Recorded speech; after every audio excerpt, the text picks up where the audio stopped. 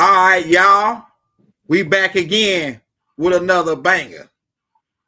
We got Chief Pontiac at the Northgate. This is gonna be a good one, y'all.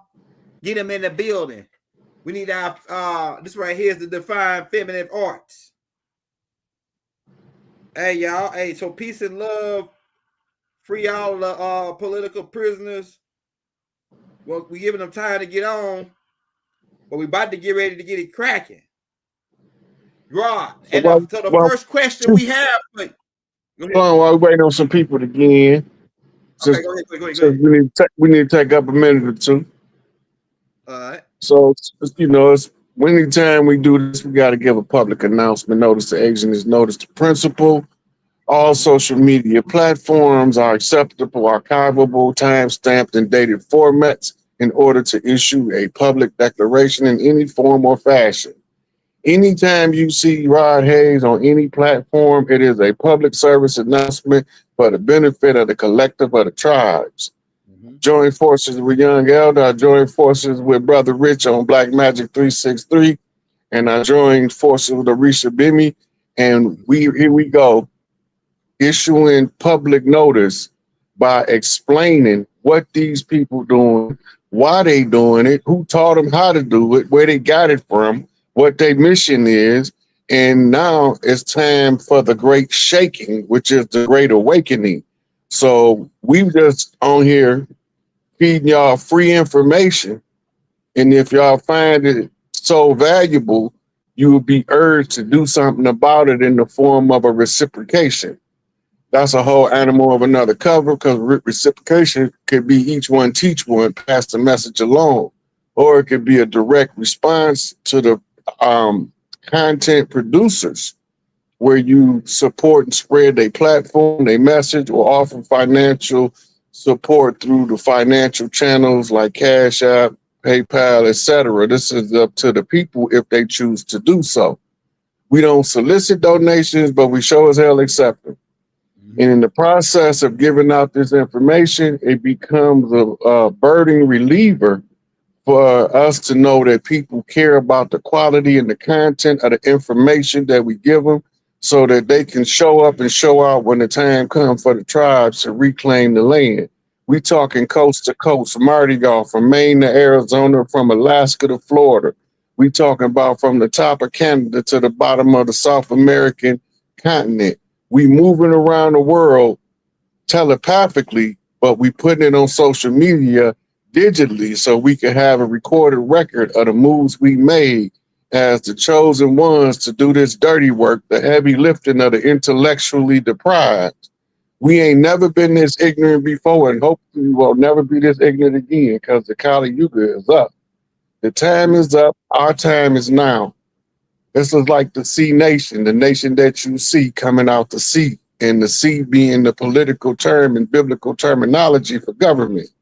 So out of the governments of the world, you seeing selected individuals rise to prominence for rebelling against a rogue, corrupt regime that was in power prior to us returning.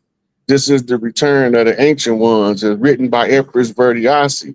This is the glimpse into the sacred Nubian record of the Nubian nation of the Moors. Just a glimpse. We got a whole lot to give y'all, but don't have enough time to get it all out. We got a whole lot of teachers that need to collaborate. They haven't had the opportunity to put the game plan together. So each one of us is doing the best we can on our own accord, based on the knowledge we have, the platforms we feel, and the ears that we drip the sweet honey of liberation in order to strengthen the heart to stand with a firm back in the face of an overwhelming opposition that you're going to find out was a big white whale, was a little white lie blown out of proportion to deceive the people and to never trusting in themselves and putting the faith in who they is. That being said, let's segue on into the show. I figured I'd take up a minute or two to give people a chance to get in. Hey man. Hey, so my feminine energy sent me a couple questions to put to ask you to start out with, and this is a good question to start out with. they wanted to know what is your. I don't think advice is a good word because you know what that means. But what is your advice to a single mother that's raising boys? And you went over this kind of like a little bit yesterday. Yeah, But that's a what is good your question. advice on raising any children?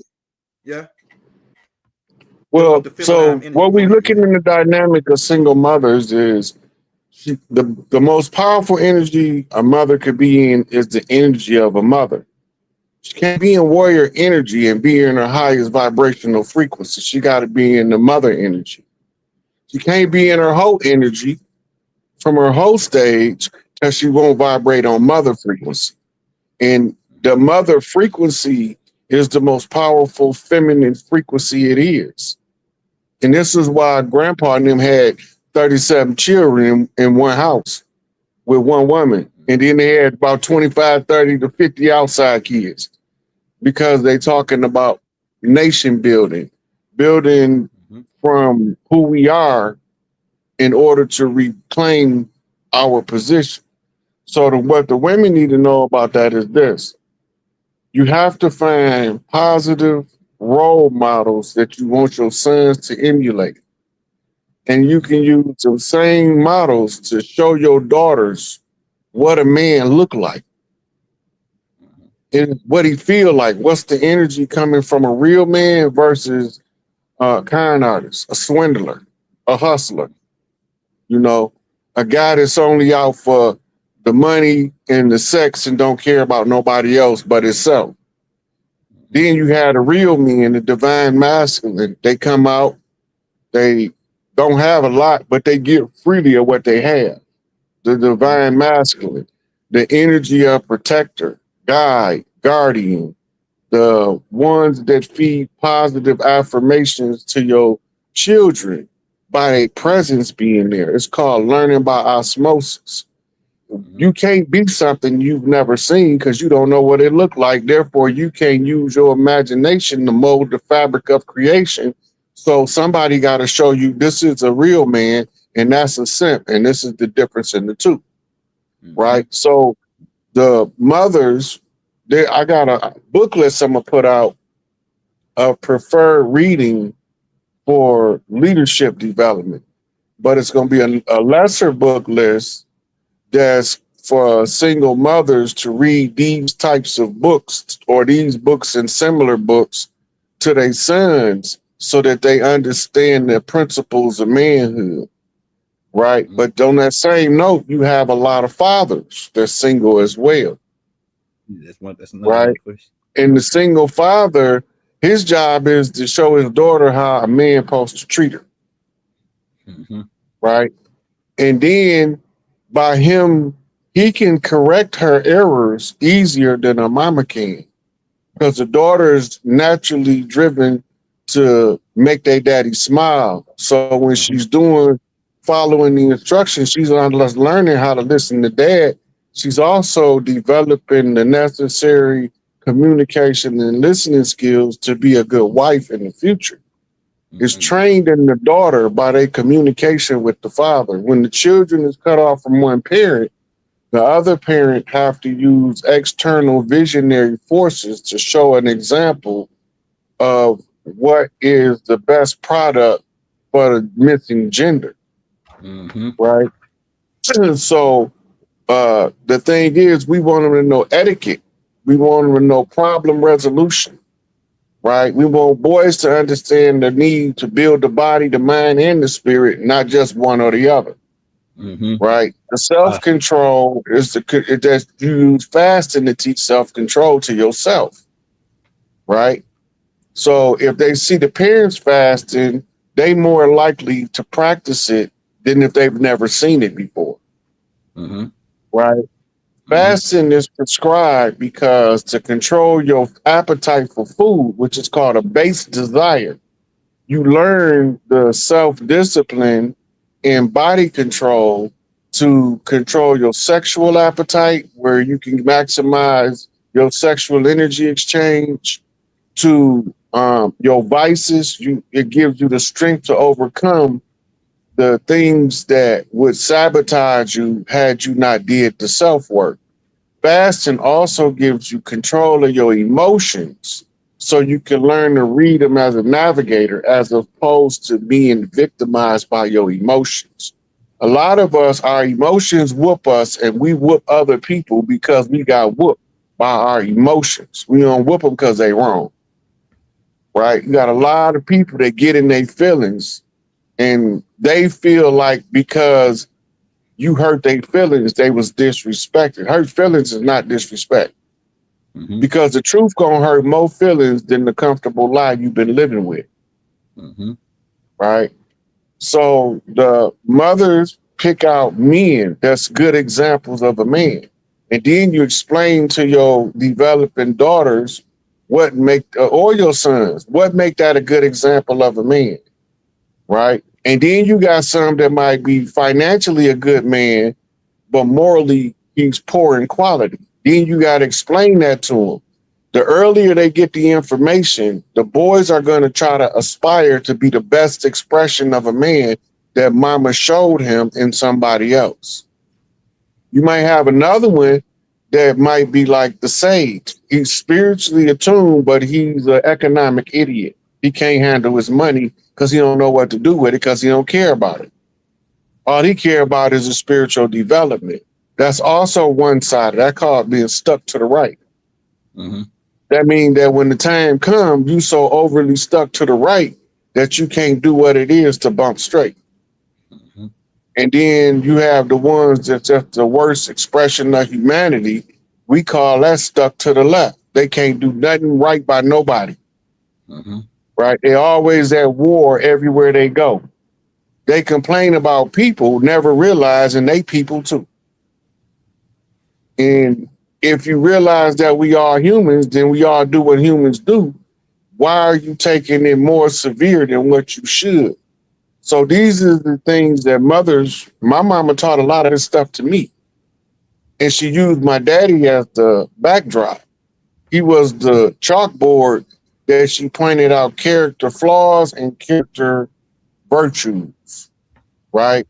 And understanding, like getting to know my pops, it gave me the ability to understand that we feel the same about a lot of stuff, but we have fundamental differences in how we feel about other stuff, Mm-hmm. right? Like my father think that if the sex is good, whatever she could be a nag or whatever, it don't matter because the sex is good. I'm from a whole nother frame of thought. I don't care how good the sex is. If I can't have no peace, I don't want to be there. Right? So we different in that aspect. He'll take the chaos for the good sex. That's that Inky stuff. Inky don't care. Tahuti he won't balance.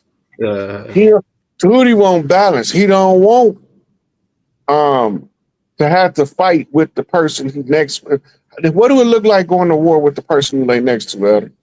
That's irrational. That's your number one ally. You can't sleep. Right? You're right. You sleeping with one eye open because you can't trust the person you laying with. That's not life. That's not living. That's existence. Somebody somewhere has sacrificed a fundamental part of who they are in order for that condition to exist. I don't believe in sleeping with the enemy. If you're the enemy, you're the enemy. Right. I don't care if you're 14 or 80, blind, crippled, and crazy. I don't want to sleep with the enemy. I don't want to be in the place where the peace is not established and maintained. And, I want to go outside, sometime listen to a little music, smoke a blunt. I don't need to be micromanaged. I'm a grown man. Mm-hmm. Right? But all of this comes with also learning who you are. Right? Because when I'm in the room with the female, whoever she may be, I want to be wrapped around her like an anaconda. Right? But when I need my me time, I need her to be able to get her me time too. Mm-hmm. Go get your nails done or your pedi, whatever women do at the spa. Go get a massage. Go get your feet soaked in the tub or something. I got to go out here and do me. I got to get in my zone because I got some spiritual information coming in that I won't be able to download because you distracted me shaking that boot thing across the kitchen. Mm-hmm. Right? So we have different reasons why we motivated for different things. And understanding individuals' motivation can keep you out of a harsh relationship situation. And what you teach your children is reflective on how they're going to view relationships. Every relationship ain't supposed to last, and every relationship is not supposed to fall apart. You're supposed to have a balance between the extremes. Where's no balance between the extremes, and it become a 75% divorce rate to a 90% divorce rate, there's a serious problem with relationships going on. Somebody's not raising children with an understanding of how to make a relationship functional, right? So you got a lot of guys out here that think that the woman only good for one thing, sex, and a lot of women out here think that the man only good for one thing, money. That's a prostitute John relationship. Yeah. That's not a man to woman relationship. You hear him talking about 50-50 in relationship. Ain't no such thing as 50-50. We either all in together or we ain't in it. Right? Feel good, produce nothing. That's masturbation. I don't want to masturbate a relationship. I want to have a relationship. I want to have a balanced counterpart, right? Understanding that, you have to also have to deal with yourself, because you got to know how to tolerate people when they go through stuff by getting to know the person you're dealing with, right? If you're going through something, I don't want to press you to do something else while you experience whatever you're going through, right? I want to be more of a help than a hindrance. And that's on both sides. You hear they always talking about the woman supposed to be the man helpmate. Who supposed to help her? Right. What was she supposed to do it all by herself just to be helping you? She the only one helping? And it's a two-way street with me. You say the house needs to be clean before we go to the park. Let's clean this mofo up. Give me the broom or the mop. You take the other one. Right. Let's do it. You wash him, I dry him. I wash him, you dry him. Right? Clothes need to go in the laundromat. Go to one in the washer and dryer. You put them in the washer and dryer. When they come out, I'll fold them. Then it's teamwork. Ain't no such thing as a 50-50 relationship. That 50-50 relationships are giant prostitute exchange for exchange. It's called a quid pro quo relationship, something for something. You either gonna be 100 with me and I'm be 100 with you, or we ain't gonna do this, because we ain't finna do no 60-40 split. We ain't finna do no 20-80 split. This gonna be 100-100. Yeah. If I got $1,000, you got $1,000. If I'm broke, you broke. If I got a girlfriend, we got a girlfriend. If you got a boyfriend, I don't know what you're gonna do with him, because I don't want to be around. But that's your business. Right? But the whole thing being is, once you know the person, the other people, the person that you with, then you know what's acceptable in their life. If what's acceptable in their life not acceptable in yours, y'all gonna clash. You can't have one set of beliefs and she have another set of beliefs that contradict blatantly each other and think that y'all gonna be able to have a functional relationship. It's not gonna work. Right. Everybody be talking unconditional love, but they don't want to give unconditional love. They want to get it, but they don't want to give it. Right? Everybody got a reason. Well, if he ain't doing this, I ain't doing that. Right? If she ain't doing this, I ain't doing that. No, that's childish behavior carried from adolescence into adult relationship. There's no maturity involved, because we're not relationship mature, because we've been arrested development in the field of relationships through government programs to break up the family. When the family dynamic is broke up by the government, it breaks down the dynamic of the way that we deal with each other in the street and in the home. Right? So they pass laws to govern our morality, to make our morality fit a standard of legality. You can't legislate morality, right? You got different tribal practices all across the land, but they put us all under one practice as if they are the same, and we not. Yeah. Right? You got different totem clans. You got different hair clans where the hair means something different in the hair clan culture than it do in the culture at large. Then you got the ones that's the blanket tribes that give you the blanket of protection when you come to the community. When anybody see you with that blanket, you know that you fam, right? Then you got the slipper clans that goes to the chancla in the Latin community, Puerto Rico, Mexico, Dominica. All of them come, when Big Mama come with that chancla, you know she mean business. It's the same, that's a slipper tribe where the power is in mama's right to spank your boo-boo when you get out of line. But you notice she ain't using a baseball bat, she's using her slipper. It's for a reason. She just want to get your attention. She ain't trying to brutalize you. But under the social conditioning and engineering, the get your attention turned into brutalization under a doctrine called slavery that was the script written for the POWs that was from the land by the foreigners that came. It's a Notre Dame academic pursuit, right? And the Notre Dame Cathedral is the slave ship. They don't have none under the water, but the slave ship diagram fit perfectly over the Notre Dame Cathedral. That's not no accident. It looked like the blueprint to the building when you compare them side by side. Yeah. Right. Yeah. So we didn't already did this in the classes, L, but so you know what I'm talking about.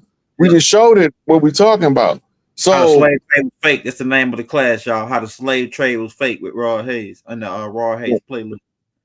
Yeah. So it was to be used to teach the educated, right? That we were inferior because we were slaves. But it only was to teach the educated. You got to remember that part, because the uneducated got to go by the oral tradition, and the oral tradition is going to tell you something entirely different. Right? The oral tradition going to tell you what your ancestors said. Grandma say we is Indian. Yep, that's what Papa say we Bigfoot. We Blackfoot. We Crow. Mama, why Papa call us Possum Clan? What that mean?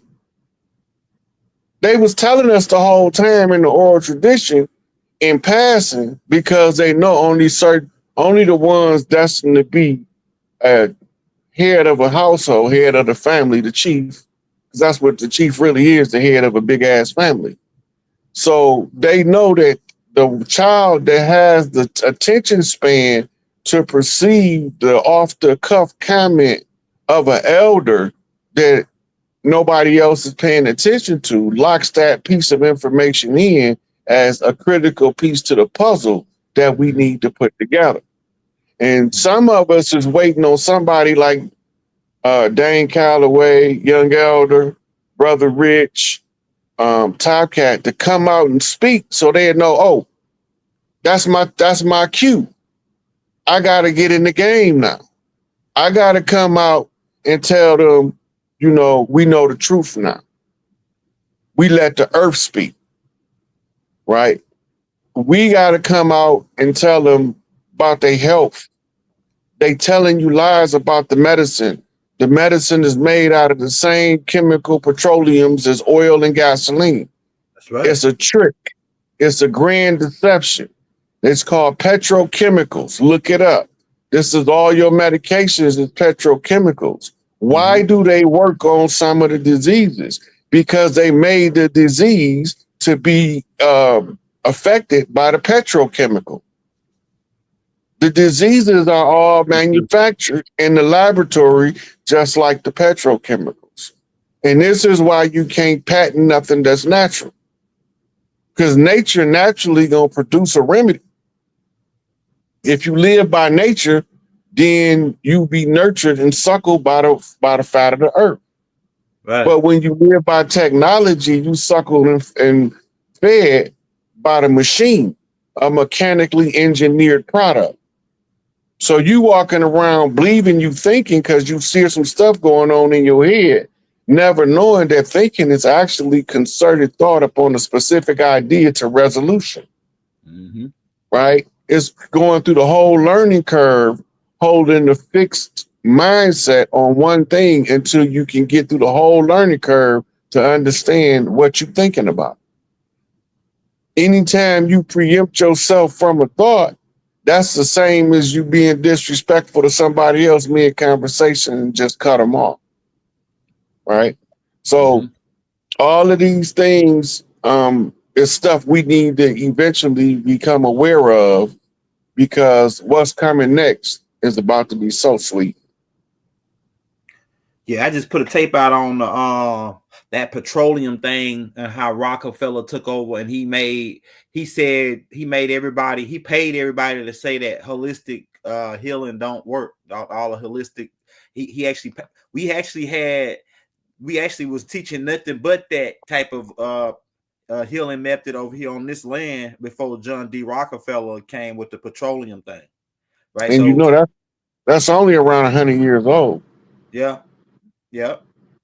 So everybody So is thinking that holistic. He paid people. He paid people ads, newspapers, all kind of stuff to down holistic healing and holistic practicing, which is all of what we did. And matter of fact, my grandma was still doing it. In fact, when I was coming up, my grandma still knew a lot about it, like a lot. Go get this. Go get an onion. She said, get an onion, put it on you got a fever, put it on get an onion, put it in your sock while you sleep. Wake up in the morning, that onion being sucked all the fever out. It's like it was different remedies they had, but it's like they made the Roman Church and the Spanish Inquisition, and then with John D. Rockefeller coming in, that really muffled out the holistic principles that we had over here. so Yeah, all of the medical schools was schools of herbology, yeah. right? When you go back to the history of medicine, modern allopathic medicine is not even 100 years old. But herbalism is thousands of years old, and today is considered quackery. Right now, we're starting to That's what rediscover it. Yeah. Now we're starting to rediscover it. As we rediscover it, we finding out that most of our ailments is related to either poor nutrition or improper nutrition, or we haven't eaten what's suitable to our blood type, which is our family lineage diet, right? So certain foods don't sit well with certain bloodlines, which is the real reason pork is restricted. Pork ain't restricted for everybody. It's only restricted for certain bloodlines, right? The same with beef.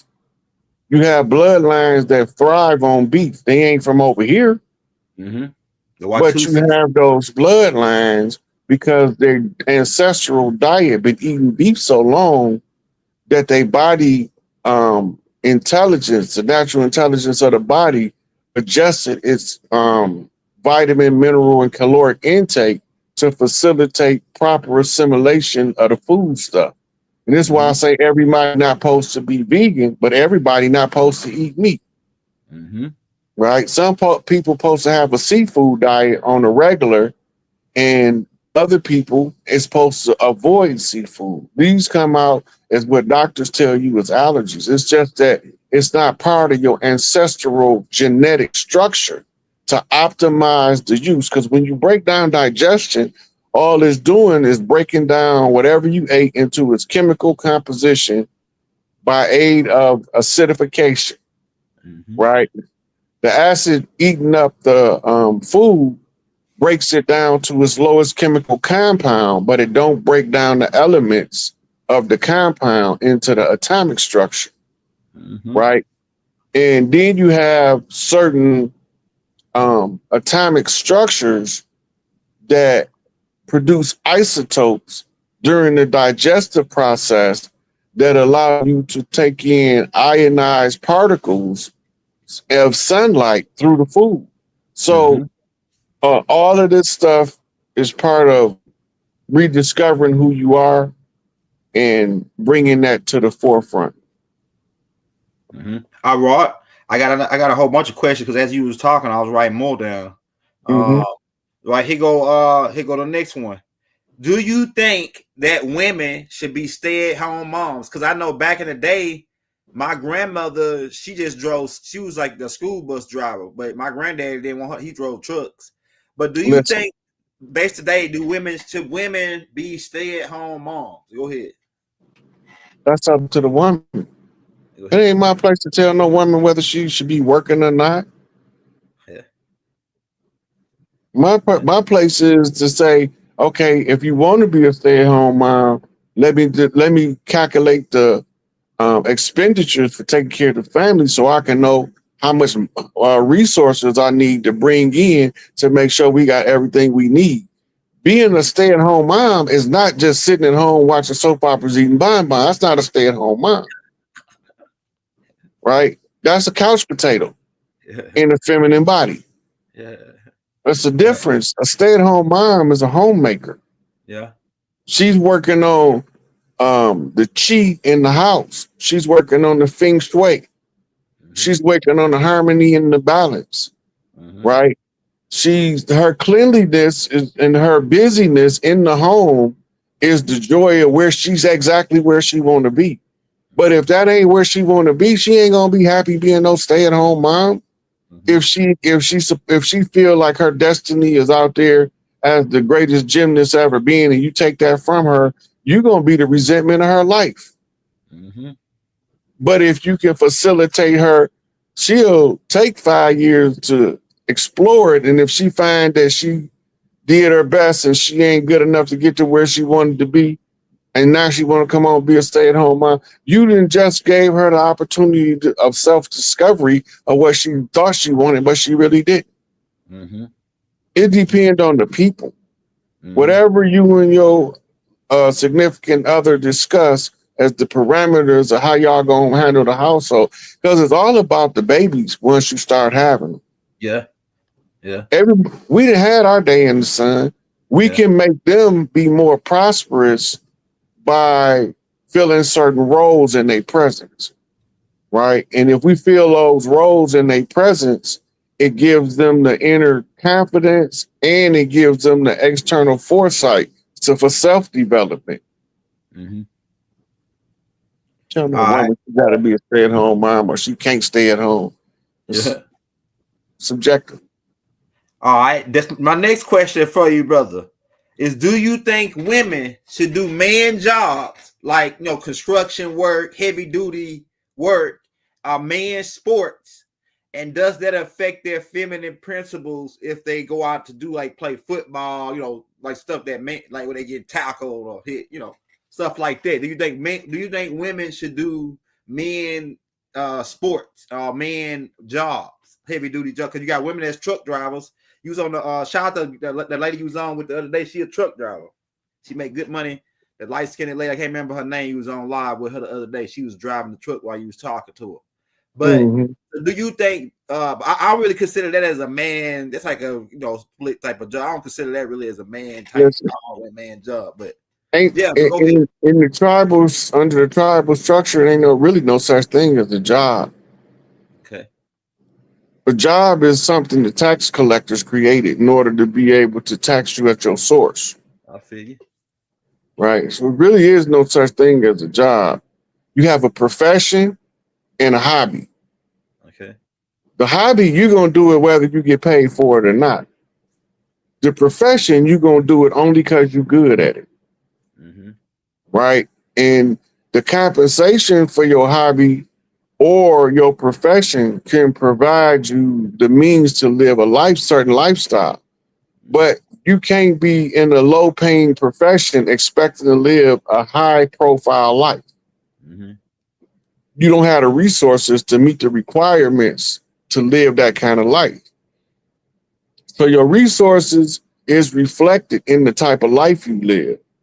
Most of us live above our means and we using the system of credit and debit, which is a robbery without a gun system.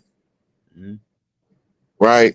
It's strong arm robbery or larceny by conversion is what it's called in law. Larceny by trickery in some states. Right? So what type of work you do depend on your inability, your innate skills. what you naturally can do.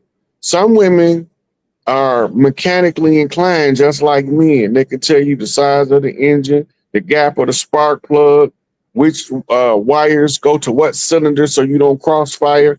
They can tell you all that because, you know, they grew up around it and they're good at it, just like any guy. So she should have the same and equal opportunity to get the same pay for performing the function that her skills allow her to perform. As far as the sports aspect, women have rough sports too, right? And the men's sports is designed to control testosterone rage. When a woman have what's called high Shakti energy, she had to exert it just like men gotta exert testosterone rage. By her doing that, it give her more self-control. And once she's done with the sport, she gonna be one of the most feminine ladies you want to see. You look at Lisa Leslie as the perfect example of what I'm talking about. Yeah, now you say that, Rod, that makes sense. Right, because once the Shakti energy is prime creator energy, is pure chaos. And sometimes you need high intensity athletics as a training tool. This is why gymnastics was created, right? Ballet and figure skating is to the more serene feminine energy, what we call the Oshun energy. It's exaggerated by ballet and figure skating, right? Those are all Atlantean, by the way. We was figure skating in Atlantis. We was ballet. Then they got the type of ballet with the ribbons. All that ties into the Sufi dervish swirling, right? It's all was done to make the most prominent desired feminine trait to show itself to the forefront. And the mastery of that energy, she can then transfer to any field that she wants to. And blessed is the man who get her to transfer it to him. Right. Hey, Rod, I got that brings my next question because I got some good ones. Now, my next question I have for you is it's a lot of women out here that have low self-esteem because they may be overweight, they might think they don't look that good, etc. So and they having a hard time getting a man.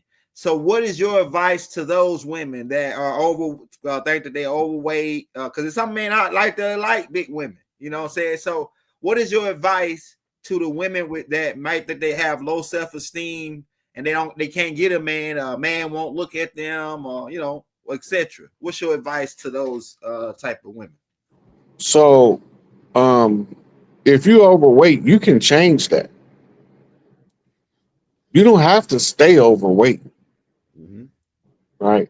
And if you think about it, a lot of the women who become overweight in their 30s and 40s was cold-blooded in high school and college. Right. But they let themselves go. Physical fitness used to be hardwired into farm work. All of the farm work was taught in a way where you use it for physical exercise. So now you don't have farm work to do because you're in the office, but you don't want to go to the gym because you don't want to sweat. But the lifestyle of what we call modern lifestyle is not conducive to good health. And that means that you're going to limit your lifespan anyway. Right?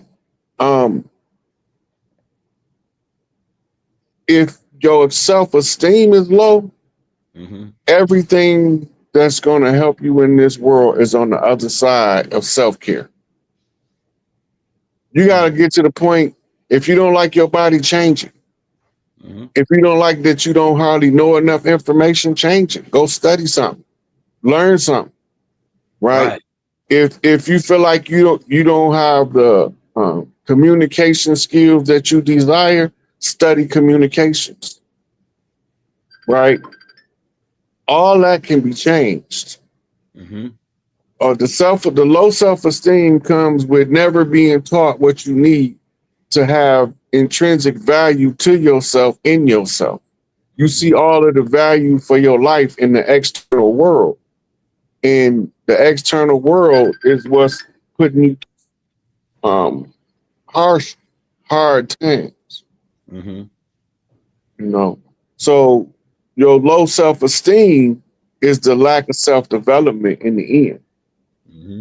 Like all boys, without exception, should be taught warfare because it helps the masculine energy understand strategy to keep it from being rash energy, right?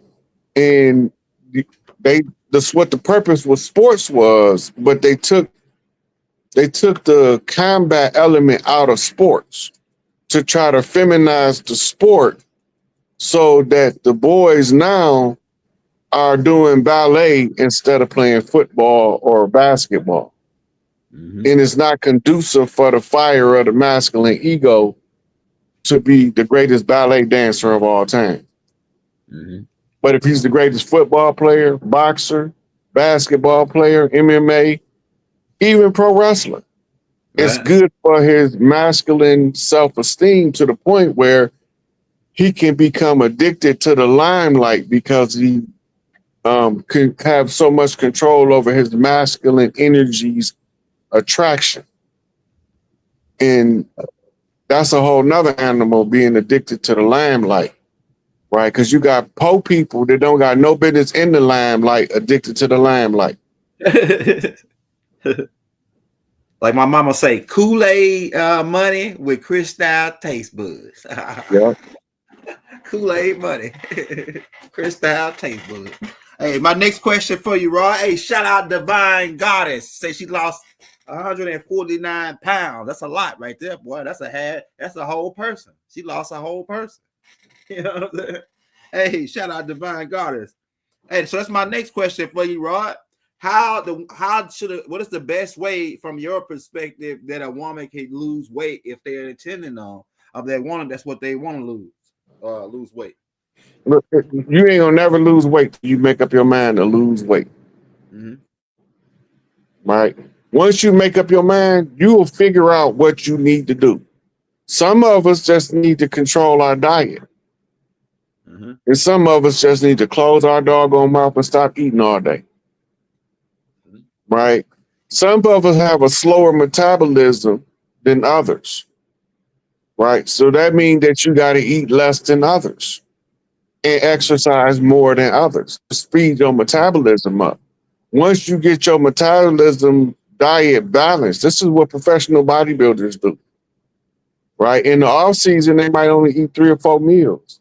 But when they're training for competition, they ramp up the calories, they turn down the carbs, they increase the protein, and then they go work out twice as hard as they did in the off season.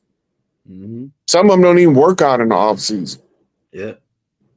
You know, so you have to look for, like, bodybuilders' diets is the diet that we normally supposed to have, just not in the same ratio or quantity.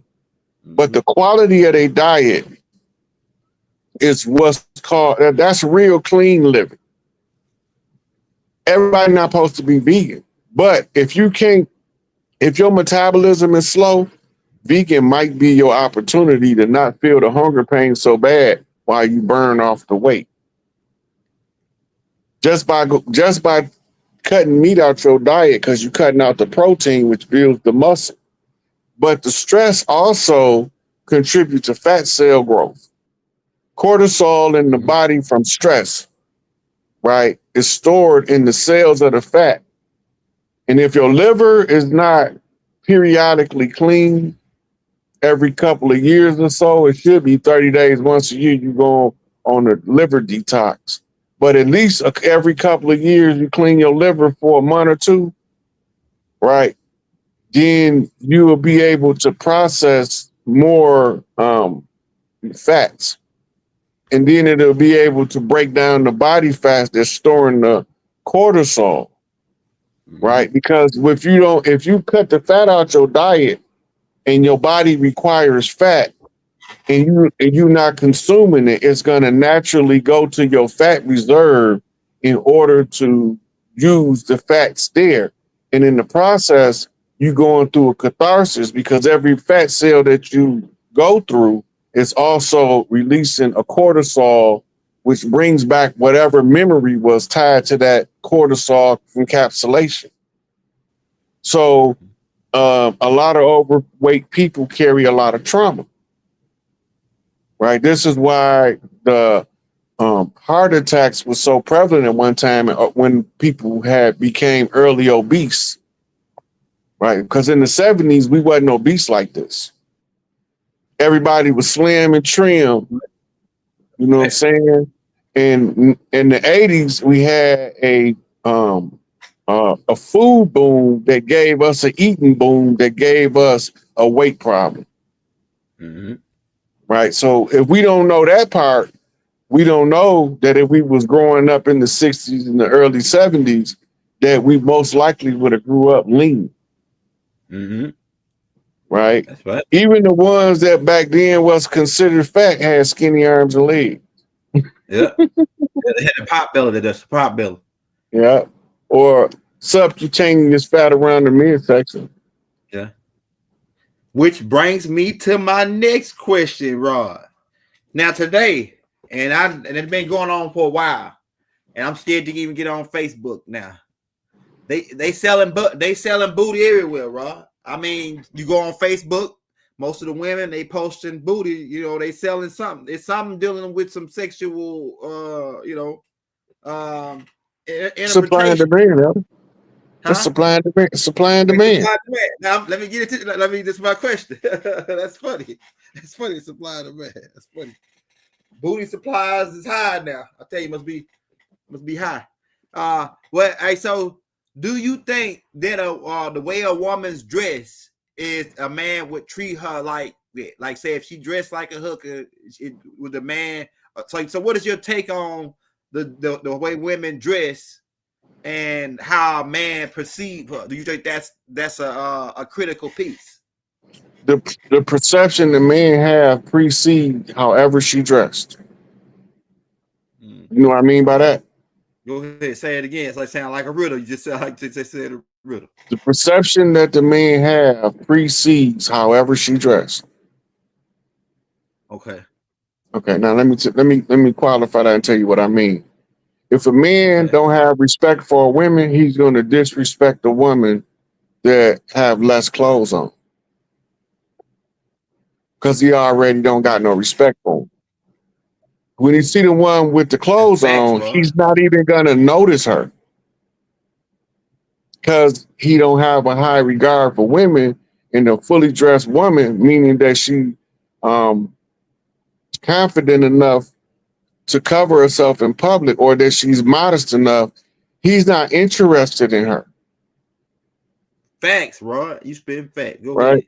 So when the women come out, remember, before the colonizers came, we didn't have nudist colonies. We didn't wear no clothes. Go ahead. Right? The only time we used to worry about clothes is when the winter came. In the summertime, babies used to run around naked. We were still doing this in the 60s and 70s. Babies ran around naked. You ain't put no clothes on no babies till they was 4, 5, 6, 7 years old. Man. They run around with their little pee-pee swinging. Right? You can't do that around these newcomers because they love babies in the wrong way. Yeah. This is what happened so we end up having to dress the babies year round. Yes. They used to run barefooted on gravel roads. You don't see babies out there barefooted no more. They was naturally grounded the whole time, growing up balance and energy. Right? You don't see it no more. Some tough babies back then. Yeah. They grew up into tough people. Right? So what a woman wear, it shows you how she's artistically expressing herself. His clothes is art. Anytime you see somebody, like when we used to get dressed up and go to the club, that was artwork. The same way as when those Mardi Gras Indians make their particular garments, that's artwork, right? So no matter what the woman wearing, it's artwork. And if she have the proper body to facilitate the dress code that she's expressing, it makes the art more appealing. Yeah. Right? If she don't look the part, the art looks tacky. Yeah. Now you have a lot of people growing up and they getting older and they not taking care of themselves, but they still have the same impression of themselves they had in high school and college when they was fine as hell. Mm-hmm. She ain't fine as hell no more because she didn't take care of herself. Yeah. Fell apart. Right? And then the first ones that get angry when the guy look at an attractive woman that ain't her because she's used to getting that attention. Now she sees somebody else getting attention. You a pervert and she's a hoe. You can't have it both ways. They tell us that there's an age of majority where the children can determine when to express themselves sexually, right? Uh-huh. But they get limits to it. When the old hoe done wore herself out, she don't want the guy that's her object of affection looking at the young girl that haven't had a chance to wear herself out yet. So she gonna call him a pervert. But she either old enough or she ain't. You can't have it both ways. So they want to have it both ways. She old enough, but she ain't old enough for you. Mm. She can make her own mind up, but if she make her mind up and choose you, you tricked her because you older. That's retarded thinking. Mm-hmm. But that's the social structure and descriptive analysis of how they tell us we need to perceive relationship. Mm-hmm. But when we go back and we remember, most of our big mamas was widows by the time they was 40 because they was married somebody that might have been 80. That's facts. You know, we be forgetting about that because the man had to have the means to take care of the household, right? It is the mothers didn't have to leave home if they didn't want to. Mm-hmm. Some of the big mamas never left, and she'd tell you exactly where the place you moving to looked like as if she was standing there looking at it. Mm-hmm. Right? But now in the new world, you know, everything that people do is under scrutiny, good, bad, or indifferent. Mm-hmm. If it's something good, they're gonna have to try to figure out how to make it illegal or immoral. Mm-hmm. Right? If it's something bad, they're gonna try to promote it under the pretense that they're not promoting it. The biggest drug promotion campaign was Nancy Reagan's Say No to Drugs. Say No to Drugs turned more people to drugs than you could possibly imagine. That's why they came out with the R.J. Reynolds Corporation lawsuit with something called truth.com, where they tell you all of the harmful effects of cigarettes, but they're not telling you that they only have those harmful effects because of the harmful chemicals put on the cigarettes. That's right. They add to it. Mm-hmm. But they use it because in the writing, in a memo, an internal memorandum that was part of the court document, it said that any publicity is good publicity. So therefore, they agreed to pay for the anti-smoking campaign because they know that was going to give smoking more promotion than ever before. And they making more money now than ever. Back then, cigarettes was $1.25 a pack. Now they like $10 a pack. You do the math. Right. Hey, Rod, that brings me my next question. Now I got this homeboy, man, and I really got a lot of respect for him because he been with this same girl since forever, right? But the girl, she looked like Humpty Dumpty. I'm just gonna go on and say it. She got, you know how Humpty Dumpty got the little legs, the big body, right? But thing is, he went to jail for 10 years, and she never she was right there the whole time till he got out, and he married her when he got out. But this is my question for you now: when you're dealing with loyalty, and in relationships, how do you think that should work? Like, could you go in on the loyalty part? Because a lot of people don't get that. Like, he went to jail for 10 years. She held him down. You know, loyalty override looks most of the time. Okay. Right. She got to, in order for him to not reciprocate that kind of loyalty, because of her looks, she got to be a gruesome looking character. Yeah.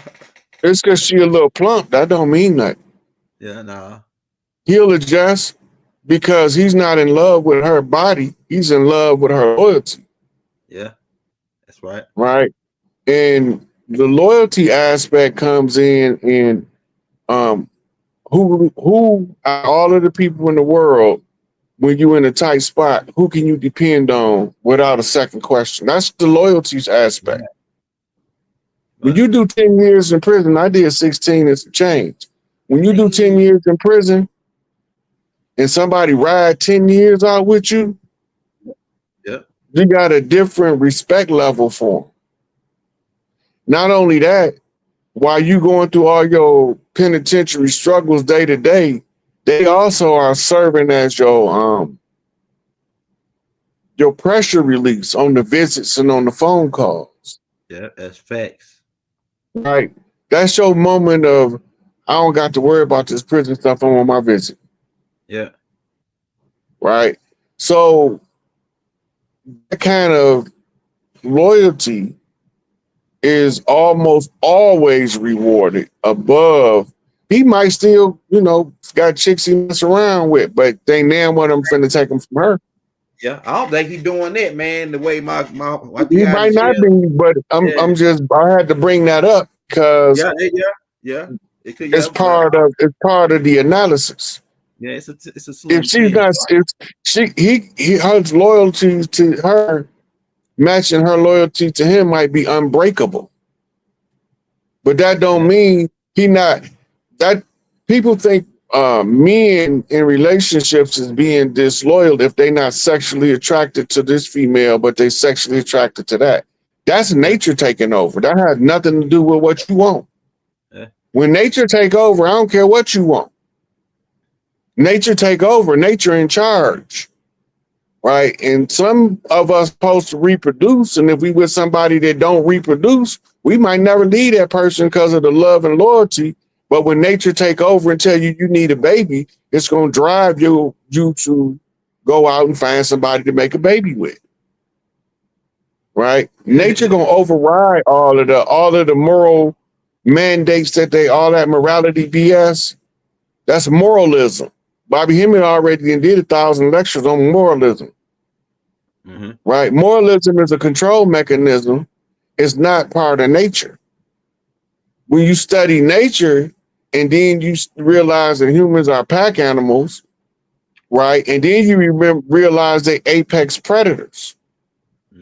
Almost all top mammal pack animals are polygamous. Right. So you defying nature to try to trap a man. That's nature is one thing, but you telling him he can't express his nature. This is why relationships be having problems. When the sisterhood was intact, women understood that, and rather than him going out getting some strange hooker that he might bring anything home, she select the sisterhood. Yeah. When she select the sisterhood, this is what this family come with right here. Everything already there. It's already laid out. She didn't pick the sister she wanted in the house with her. Yeah. Because she know they can work together, they can talk to each other, they can bond together, and he don't have to be the center of attention. He can go on about being the hunter out there chasing a gazelle in the woods for 6 weeks to bring the meat back home for them to cook for the babies. They more want him to do that than to sit up under them. Yeah. Right? This new modern thing where everybody gotta be up under each other. That's childish. That comes from Yeah. insecurities being exacerbated beyond maturity.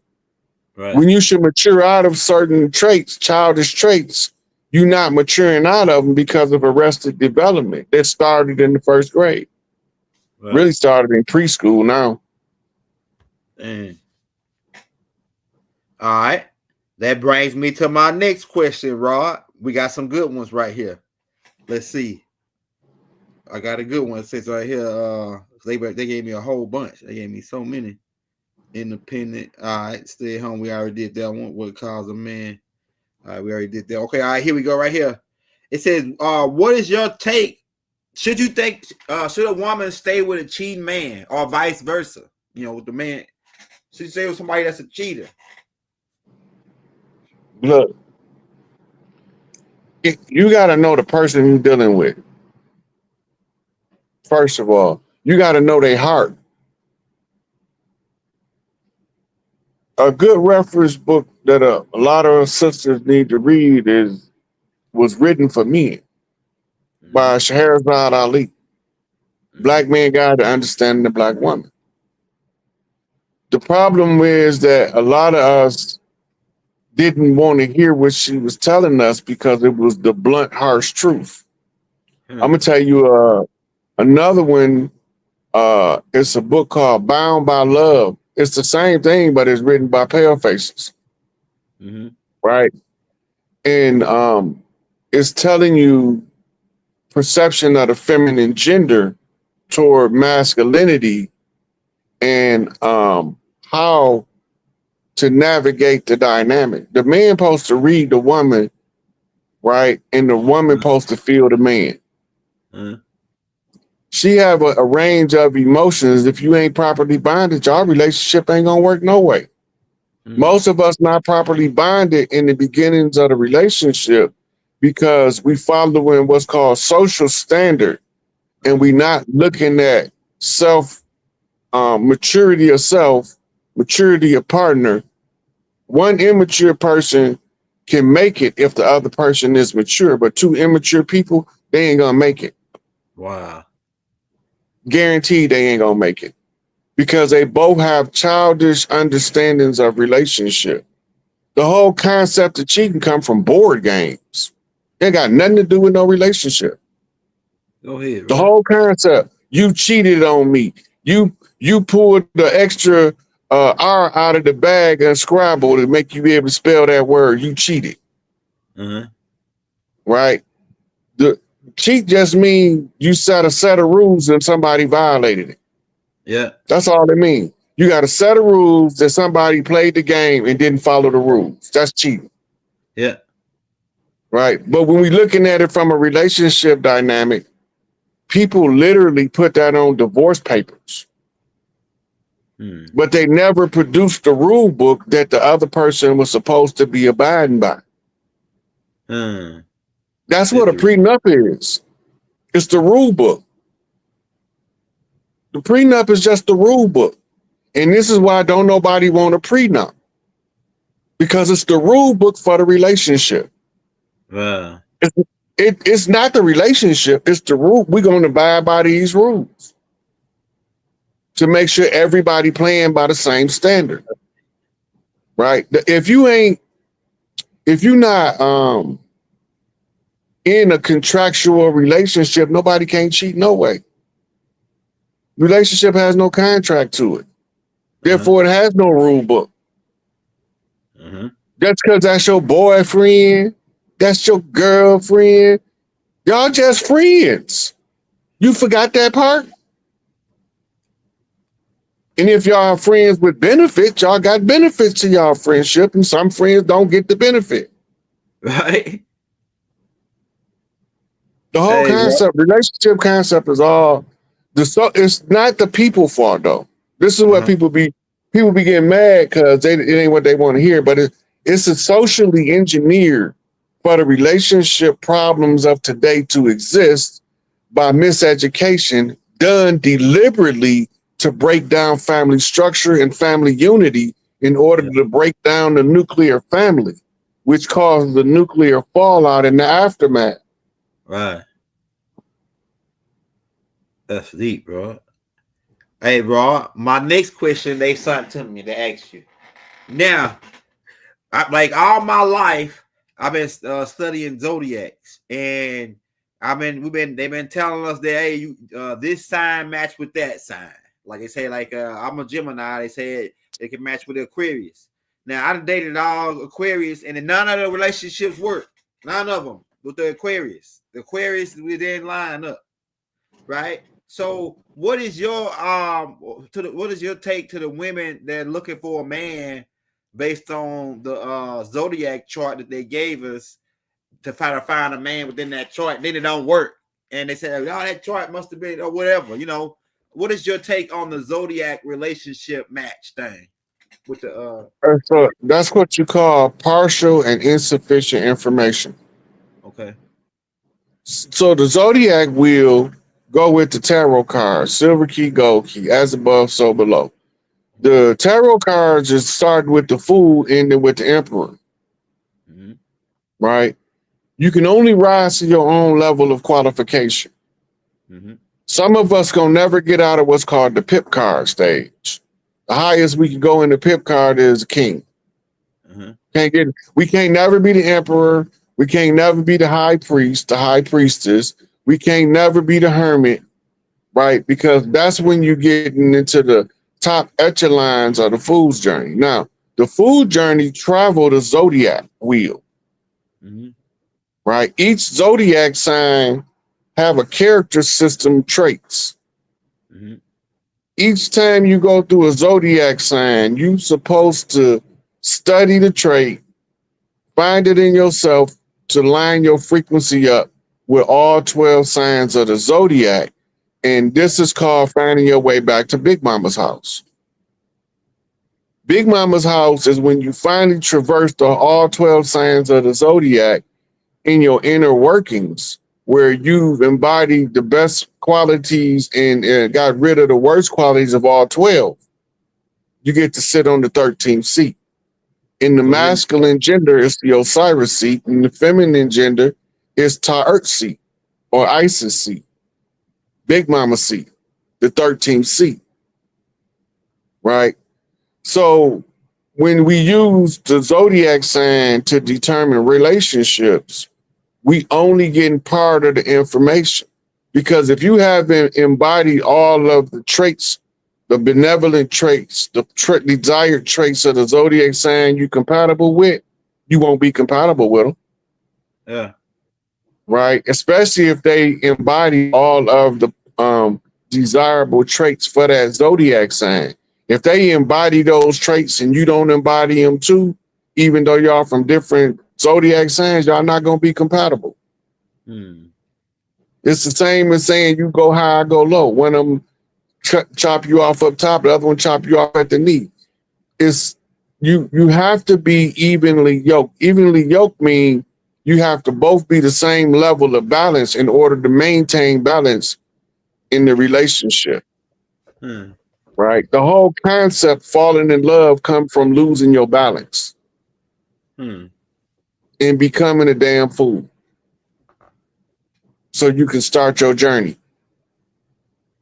And some of us gonna stop at the lower pip cards, but every now and then you're gonna find one that's gonna go from the fool to the emperor. Because it's more important for them to be compatible with whoever they deal with than it is for them to tolerate the world.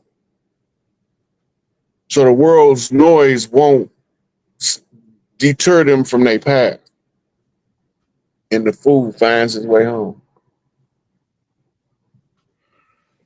Do you think that this is the next question? Do you think a woman should take care of a man? Now, like, let me get more detail on that.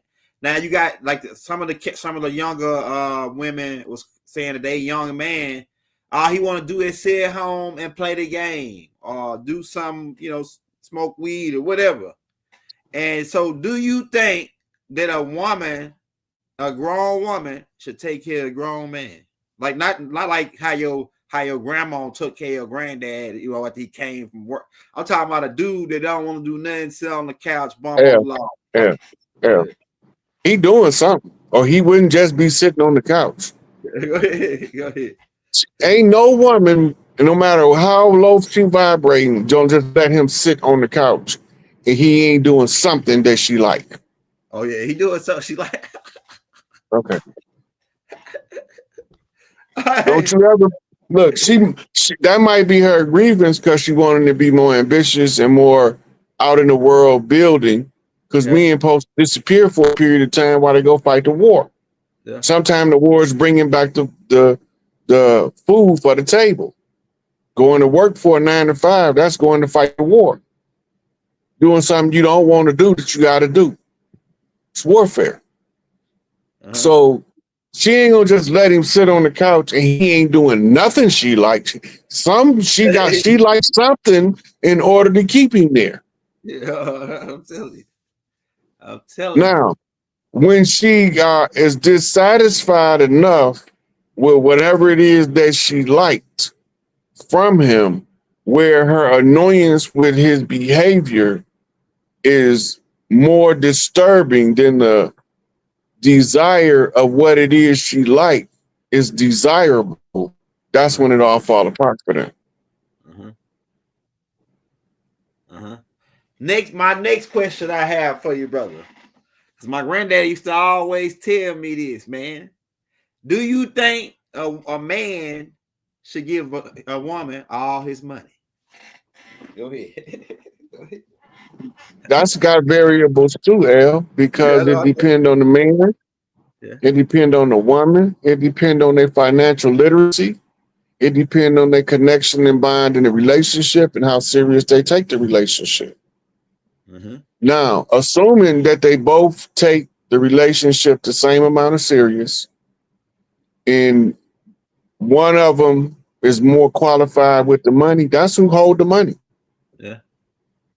Right? Now, if a man is out where he don't have time to do the books, he better be taught it to before he get out there.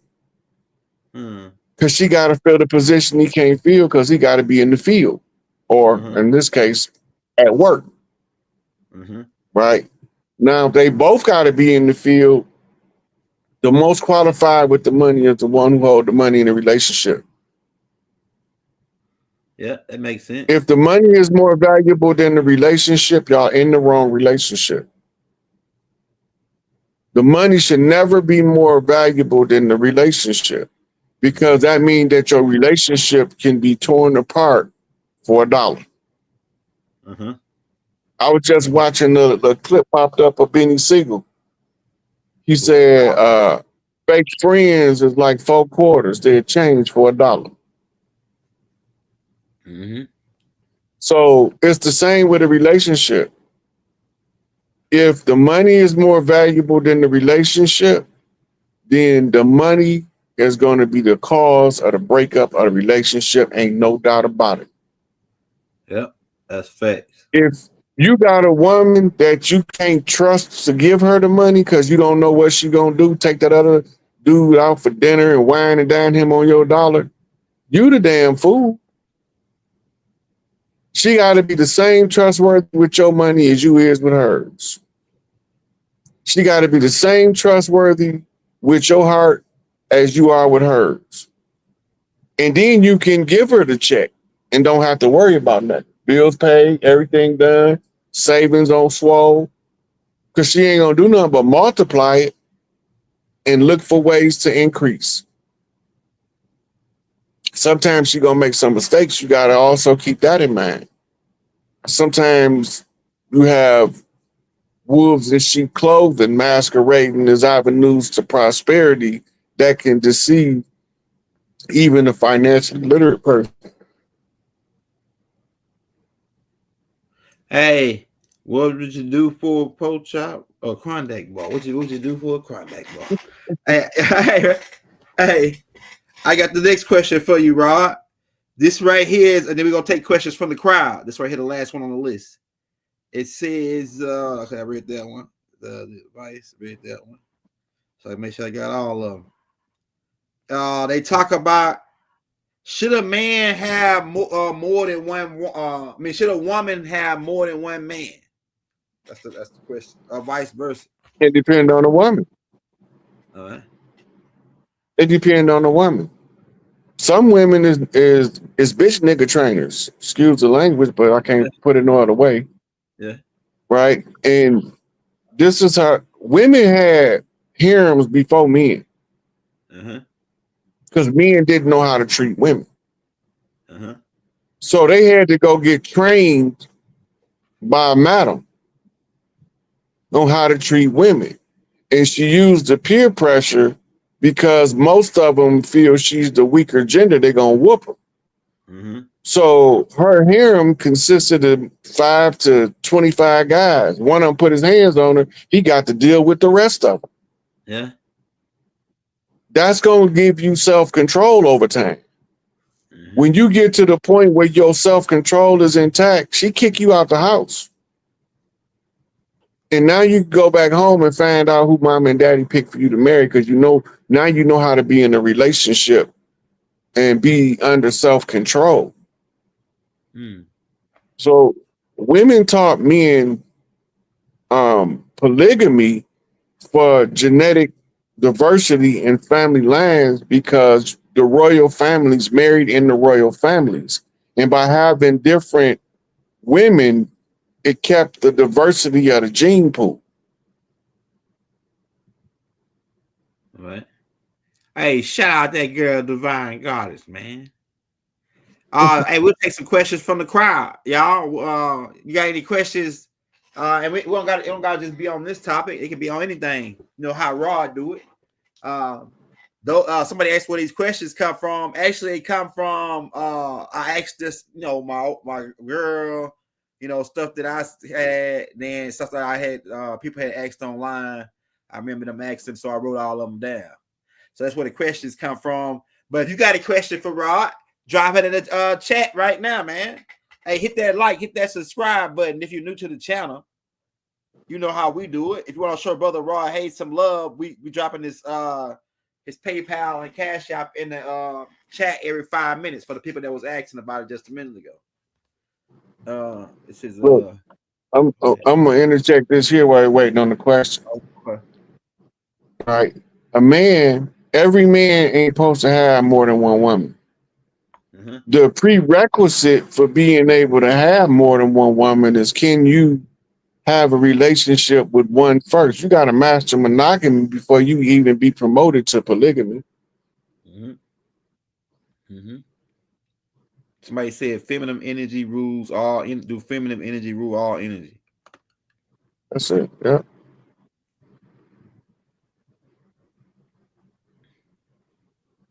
Girl,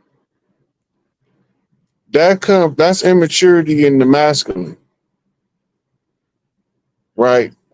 He's looking for a mama. You got to mother him. That means you got to reteach him using your womanly ways how to be a man to you. Right? You don't bicker and nagging, because that's gonna make it worse. But when you snuggled up with him and y'all pillow talking, and you telling him, baby, I don't think you should talk to me like that, he gonna listen. It might take you a few times, because when you mix that feminine persuasion with that sweet talk, it melts the masculine gender and brings him back down to himself. That's fine, bro. That's how y'all communicating is the problem. Most relationship problems deal with poor communication skills between one or both parties. Open relationships is contingent upon the people in the relationship. I don't care what kind of relationship somebody else have. That got nothing to do with me. Everybody's supposed to be in a relationship that's suitable to them. Some women won't, especially women back in the day, we didn't have maids. So when she was a stay-home mom, she wanted sisters to clean with. So the brotherhood and the sisterhood is a tedious process because it starts with the individual being self-accountable, having self-respect, and having a certain. If a person don't have no limit to what they willing to do, then they'll do anything to you, just like they'll do anything for you. Right? If the person don't have a code they live by and stand on that, then the brotherhood can't or the sisterhood can't use them kind of people. They're gonna be outcasts. Mm-hmm. But to restore it, it's gonna take time, it's gonna take patience and understanding or overstanding. You gotta understand till you overstand. Right.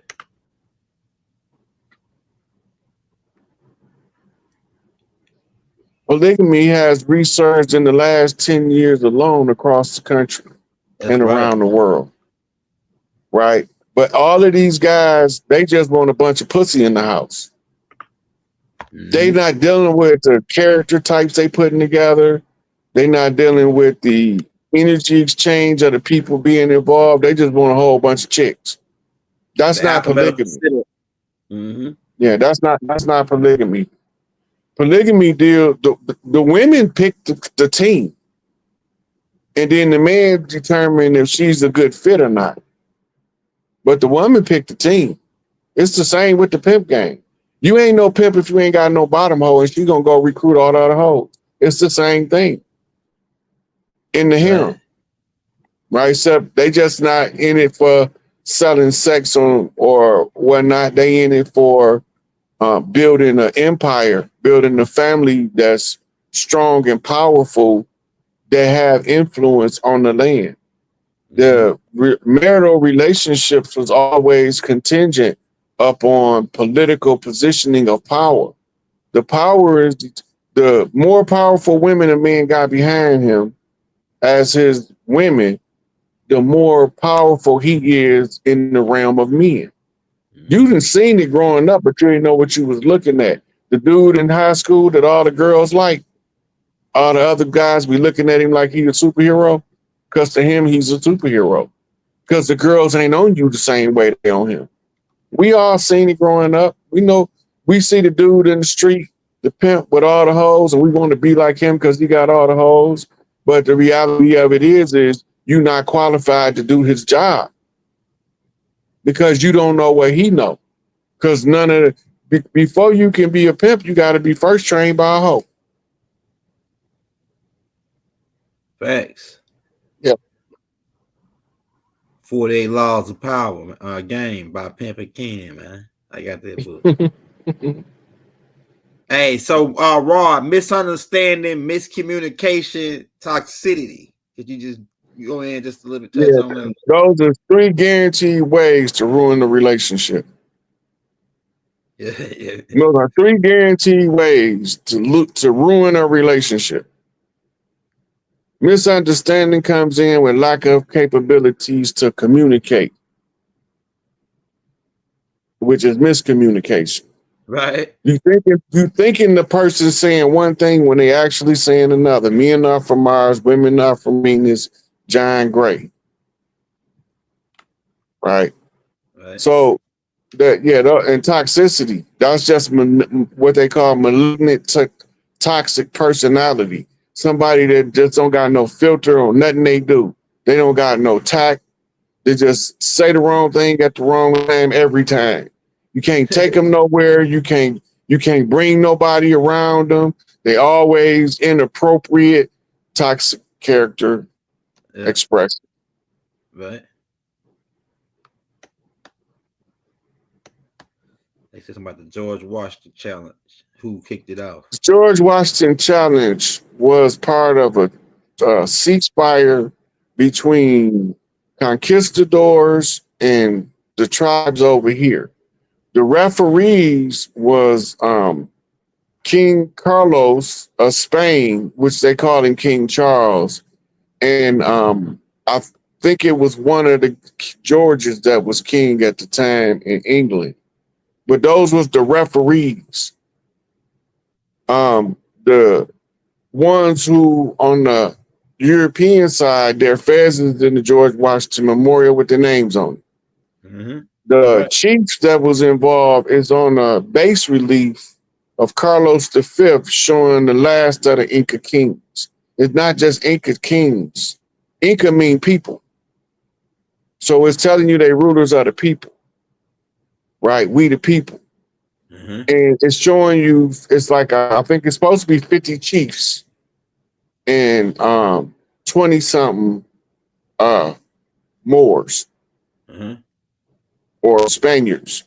But it was part of the ceasefire agreement negotiated through the Blue Lodge York Rite and the Red Lodge Scottish Rite.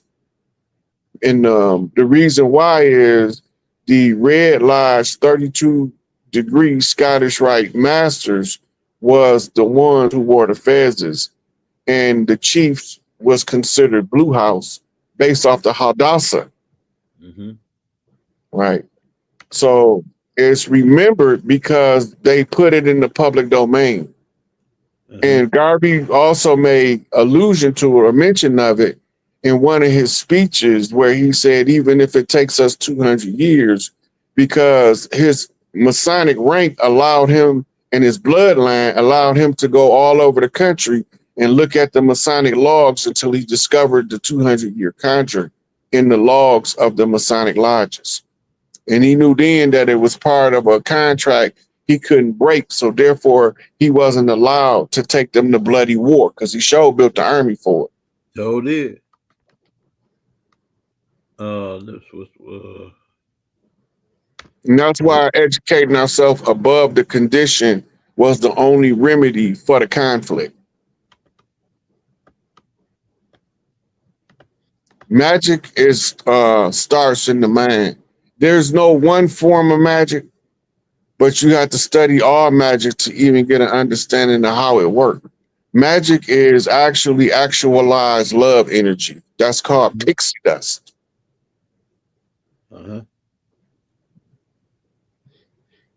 uh-huh. When the bar contract been expired because the Pope rescinded it. That's right. When the Pope rescinded it, now every judge and lawyer operating on the land right now is a foreign, belligerent, hostile agent in violation of the old order and the new order. So they lagging behind because they supposed to wake up to what they doing and quit on their own. But it's gonna come a time where the ones that still working as attorneys and judges, and it also includes the police because they're the enforcement branch of the court. That's right. Right. So all of them is together. The judges, the attorneys, and the police are all together administering foreign law on American soil using the medium of admiralty and maritime jurisdiction to override territorial rights. But now we're going back to territorial rights, which is the jurisdiction, the land jurisdiction. Uh-huh. Right. And when territorial rights is enforced, that means the tribes have to be given back the power. But our problem right now is too many other tribes is ignorant of what's taking place in real time. So we have to go through these dialogues to try to get the information in the public domain and hope that the tribal members across the land who've lost their identity could share the information so that we can wake each other up and take this back faster. What do I do if my husband doesn't see any growth in me? I've grown. All right, so she say, what if my husband doesn't see any growth in me yet? I've grown so much. Every day you're angry and upset about something. So he already got a pent-up resentment for something in the past that you done he haven't got over with because he feel like you haven't apologized for it. And he gonna always have that bad attitude until that part is resolved. As far as him not seeing your growth, he's not gonna see it until it's effective in the world enough that he can't close his eyes to it. Uh-huh. Familiarity breeds contempt. The closer you is to somebody, the harder it is to see them for who they really are. Yeah. You too close, you blinded by the light. Sometimes you have to pull your light back for a person to see you for who you are. Right, you a beast, Rob. I'm telling you. You just dropped some dope stuff there, because I I remember when I used to be around my girl. She didn't never like I lost a lot of weight, but she all knows because she was with me. But then I used to go around my mom. She's like, "You skinny, you getting bony, you getting too bony." That's when I when I started doing vegan when I was in Atlanta. I had went vegan and I started working out there. I was bony, man. I'm telling you. But my girl, she didn't never noticed it really. She just said, I can tell a little bit. My mom, she's like, you look half the size, that you was when you left come to go to Atlanta. So it is true that somebody with you all the time, they won't notice that that The change. Yeah. That is right. Yep. Sometimes you have to pull back. Like for instance, if you'd have been around your mama every day, she probably wouldn't have noticed it as much. Yeah. Right. But by you being gone for a period of time, when you came back, it's a shock to her system. Yeah. She immediately notices. You pull your light back long enough for her to see you again. Yeah. Yeah. Somebody said on all the water. Oh yeah, and the floods. Somebody tied to this right here. The floods in Texas too. I think that was man-made though. To steal that part of the land that they need that land for something or all something. Even if it's man-made, it can't override spirit. Right. Go ahead. That's the first thing you gotta. With the terraforming of the earth, what they was doing with the chemtrails to the clean trails, cleaning up the terraforming they was doing. They can't do none of that stuff without baseline creation going along with it. Right. Because the thought got to come through the agency of the mind of man. All of the thoughts come from the source. The source is infinite mind. To who they say all things are mind. Yeah. All is mental.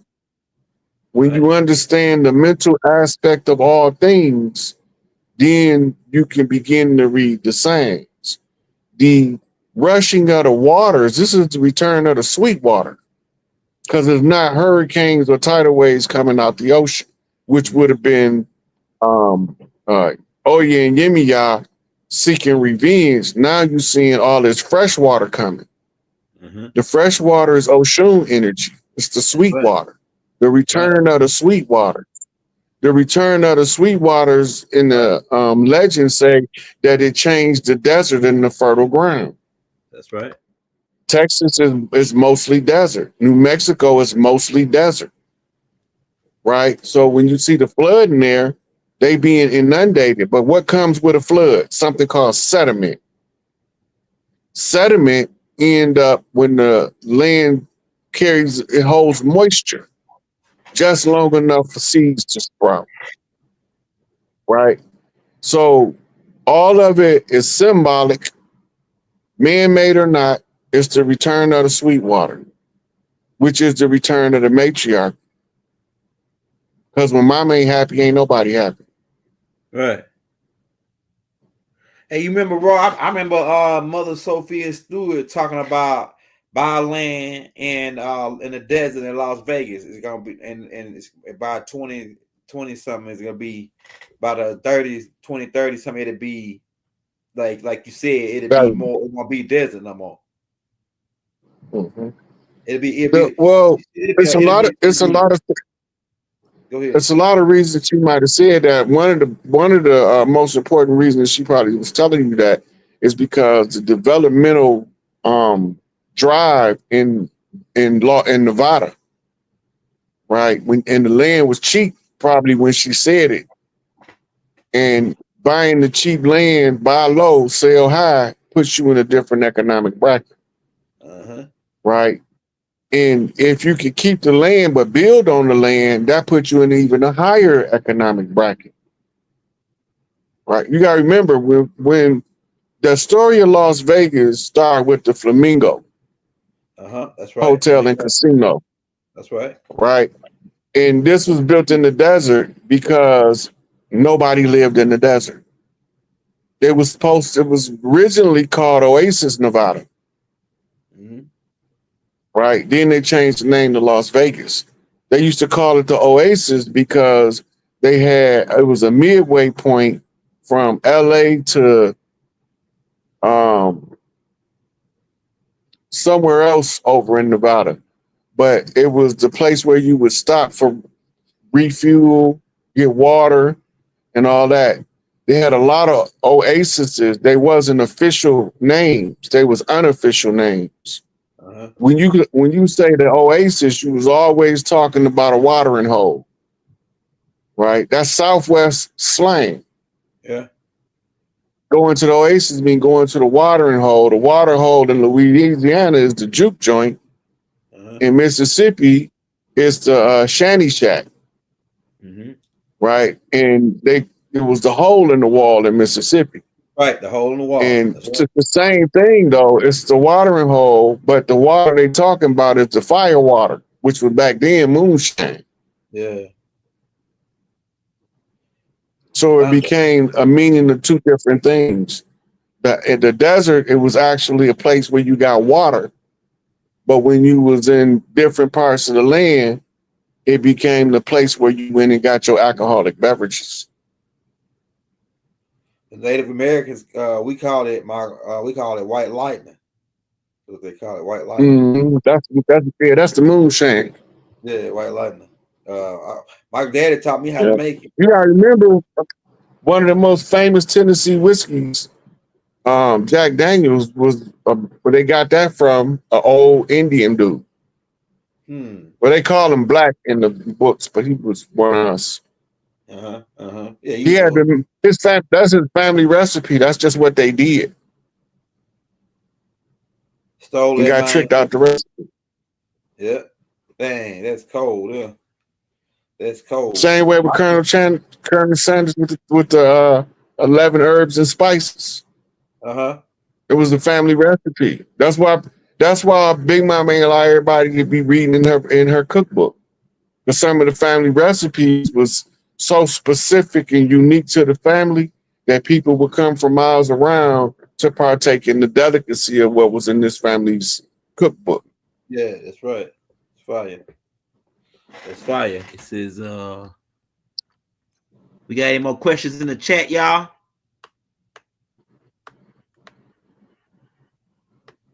I know some man, like I like to go over my Big Mama house because every time I went over Big Mama house, you got all you can eat. If you say you hungry, man, she'll fatten you up over there at Big Mama house. Man, look, my Big Mama used to always cook. But she get offended if you don't want to eat. Man, Big Mama get offended if you don't want to eat. My Big Mama cook pancakes, boy. Them pancakes, man. I eat about 10 of them, boy. I don't know what she put in them pancakes. Boy, she put cooked them pancakes. She just up in there flipping them. Me and my cousin them up in there tearing them up, boy. My Big Mama pancakes, boy. Homemade pancakes. Man. You got to remember, before they gave us Wonder Bread, we ain't had no bread in the house if Mama didn't cook it. And most of the time, it was hot water cornbread or it was pancakes purposed bread. Yeah. It was called sweet bread. That's why when we was growing up, Pops and me say, "Go to the store, give me some sweet bread." Like, well, what's sour bread? Yeah. That's sourdough. It's a bagel roll dough, sourdough. Different culture. But they had to distinguish that they wanted the sweet bread, which means regular, basic, fresh bread. Right? The bread didn't come a problem until they started bleaching it and putting chemicals in it. Yeah. Put all them added ingredients, extra ingredients. And then my grandma cooked with this one pot. I got that pot too because it's a good pot. That black thick cast iron pot. Man, she cooked everything on it. Everything on that one pot. She might have had one more other pot. Yeah, but that pot there was the main. That's pot. where they got the witch's cauldron. That's where the whole concept come from. When you used to cook now imagine Big Mama cooking for 75, 80 people that live on the farm. And then she got people that work on the farm too. That might be another 50 to 150 people. So when Big Mama cooked, she bring her cauldron, her big cauldrons outside during the harvest when all of the people there. When there's less people there, then she use a smaller cauldron or cast iron skillet. The cast iron was critical to our cooking style because the ionized particles of the heated iron pot gave us the iron we needed in our blood. That's why we wasn't anemic till the Europeans came. Anemia comes from cooking in non-iron pots. We cooking in copper. Copper is okay, but some side effects of cooking in copper, when you heat copper up, it produces a carcinogen, right? That's because they got impurities in the copper. But pure copper is a whole nother animal. Then they cooking in stainless steel, aluminum. Aluminum, if you get an aluminum pan out your kitchen right now, drive your finger across it, you're going to have some black soot on your finger. Aluminum. That's fluoride. Mostly aluminum. Yeah, that decomposed aluminum is aluminum fluoride. That's what they put in your toothpaste. It's a waste product from the production of aluminum, and they know what it is, and they know that it's not healthy for us to consume, but they're putting it in our water anyway. Yeah, and then they say they ain't trying to kill us. Yeah, and it's in your deodorant. If you don't read, you gotta read the front and say non-aluminum. But if you get that kind that don't say non-aluminum, it got aluminum. And I say, damn, why they doing this to us? Why they putting aluminum in our food? They spraying barium. Who are these guys? They just everywhere you turn, they poisoning us and just trying to smother us out. You know what I'm saying? Everywhere you turn, these guys. Somebody just got through eating. My girl said it's happened a while back, but I just heard it. Said a baby was eating a chicken nugget from, I think it was McDonald's or somewhere, and she bit down into a tooth in the chicken. Yeah, that's more common than you think. What? Look, all of these fast food restaurants, it's not enough cows for this many hamburgers. Right. That's what I said. Right. Ain't that Remember back in the day, McDonald's used to say this how many people they serve. They took that off. Billions of people. The last time before I went to jail, the last time I remember, it was over 1.8 billion people fed. Right. Yeah. And that was in the 80s or something. Right now, it'll probably be around 90 billion people fed because they counting. When you come back, they still counting that as feeding somebody, right? But the increase in fast food, if you do a chart of bad health decline in America and increase in fast food, they look like mirrors. Yeah, you lying right up. That's right. As the fast food production go up, the health decline goes down. You decline, your health go down because they putting toxins in the foods. But now they doing it in the grocery store, and they used to not be able to do that in the grocery store. Right. Right, because they was supposed to only sell the produce that the farmers brought to market.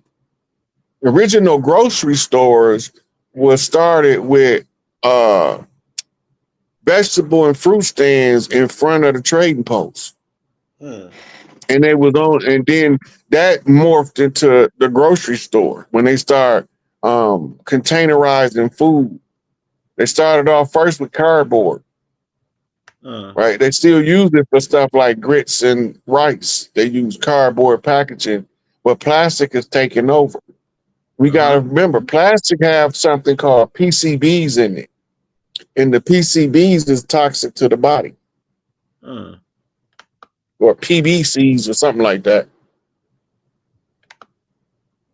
Yeah, so they adding all this stuff to the food.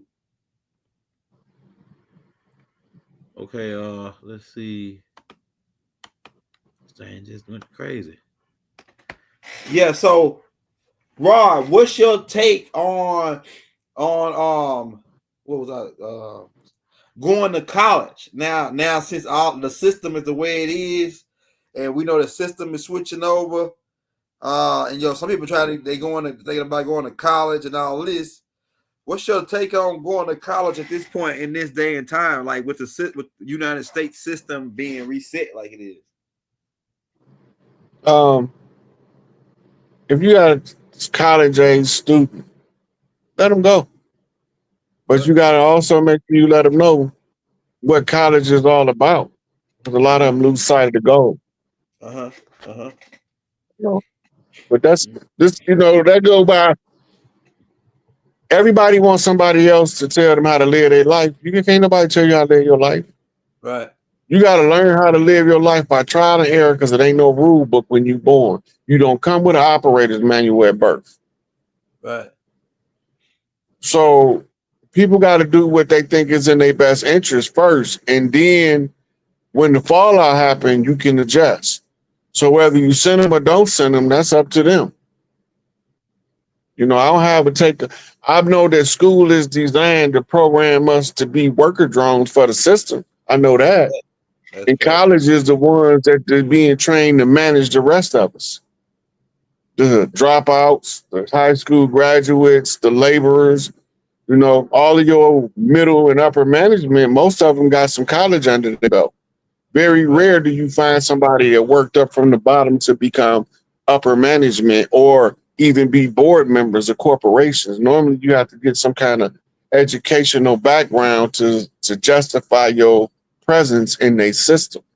That means that you've been trained by them to perform their function to their satisfactory. Or you could do like one of my teachers used to tell me, 30 minutes of butt kissing is equivalent to 4 years of college. 30 minutes of butt kissing. 30 minutes of butt kissing is equivalent to 4 years of college. Man, I done seen people coming on the job, ain't got nothing, and they kissing brown nose for 2-3 weeks. Next thing you know, you training them to be your manager. I know, because I had to do a guy. It was a Jewish guy. He came up, a Jewish guy, man. Look, I was supposed to got that position. I had passed all the tests and everything for the position. And then this dude come, they gonna make me train this dude. And then they gave him the position because he was brown nose and kissing butt. So like my old man, like the old man.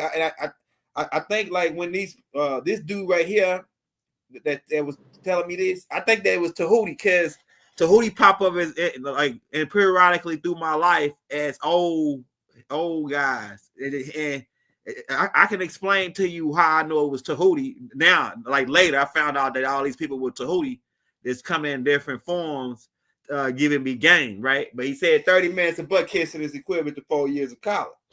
What's your take on that, Rod? When they make you train somebody to take your job, that's a humiliation ritual. I'm telling you. Right. My boy, man, I don't know if 30 minutes worth of butt kissing is equivalent to 4 years of college, but I know them butt kissers get a whole lot of privileges that the rest of us with a spine don't get. I'll tell you. Can't be kissing butt, boy. Now he the manager and don't know nothing. Look. Like when one day he came out there after he got the position, he come out there. He started to argue with me. I telling him, man, that ain't the right battery for that car. He saying, man, that is the right battery. I'm gonna put it in. I'm saying, man, that ain't the right battery. Oh, I know what I'm doing. He put it in, and when he crossed the post, it knocked the computer out. So they got to pay $13,000 to get a computer. But he the manager, and he don't know nothing. But he kissed butt to get all the way up to that spot. Came in kissing butt his front. They had this lady that was the manager. She was a supervisor at GM with us, right? I tell her the first time, this was some funny stuff to me. I tell her the first time the line stopped, and anybody ever worked in the General Motors Ford Chrysler, the worst thing to do is stop the line. Right. But the line stopped by the conveyor belt system, telling them that the sequence of the cars has been bumped. I tell her when first time it happened, I say, you got to call maintenance because the issue is with the computer. If you start the line back up before the computer is fixed, it's gonna knock all of the cars out of sequence, and we're gonna be down 45 minutes to an hour while they resequence the whole line instead of one car. So she was like, give me the key. And she keyed the key thing, sent the line. It went 2 cars and stopped. Boom. Every stack light in that mug lighting up. She don't know what to do. I said, I told you to call maintenance. Now she want to call maintenance. Maintenance come out there. Maintenance say, whoever did this, don't do that no more. So about a week go by. The line stop again. I say, the car is out of sequence. Call maintenance so they can put this one car back in sequence so we can get the line going, and we'll be down about up to 5 minutes. But if you start the line up, it's going to throw the whole line out of sequence. We're going to be down 45 minutes to an hour. Give me the key. She start the line up. Go 2 cars. Boom. It stopped. Now, maintenance come. They don't even say nothing. They just take their little hour and something to put the cars back in sequence. So a couple days go by, it happened again. Boom, she came over there to me. She said, what am I supposed to do? I said, call maintenance. They'll be here. The line will be running in about 5 minutes. Maintenance got there in about 45 seconds. The guy got off the car with the computer. When it reset the car, that one car back into the station, we was moving in about 3 minutes and 45 seconds. Look, everybody looked at her and bust out laughing because I had already told her the first 2 times.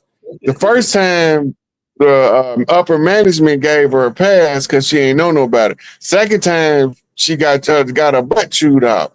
She wasn't finna let it happen the third time. When she did it right that time, I ain't had no more problems out of when I tell her something. Now she know to listen. Just because she so-called got a higher rank don't mean she more competent. Yeah. Yeah. Most times it be some old heads that been there for a while that know the game. I know some old heads that be at a spot for a long time. They don't want to move up. They just stay right there. Just keep getting their raise. They don't want to be the manager.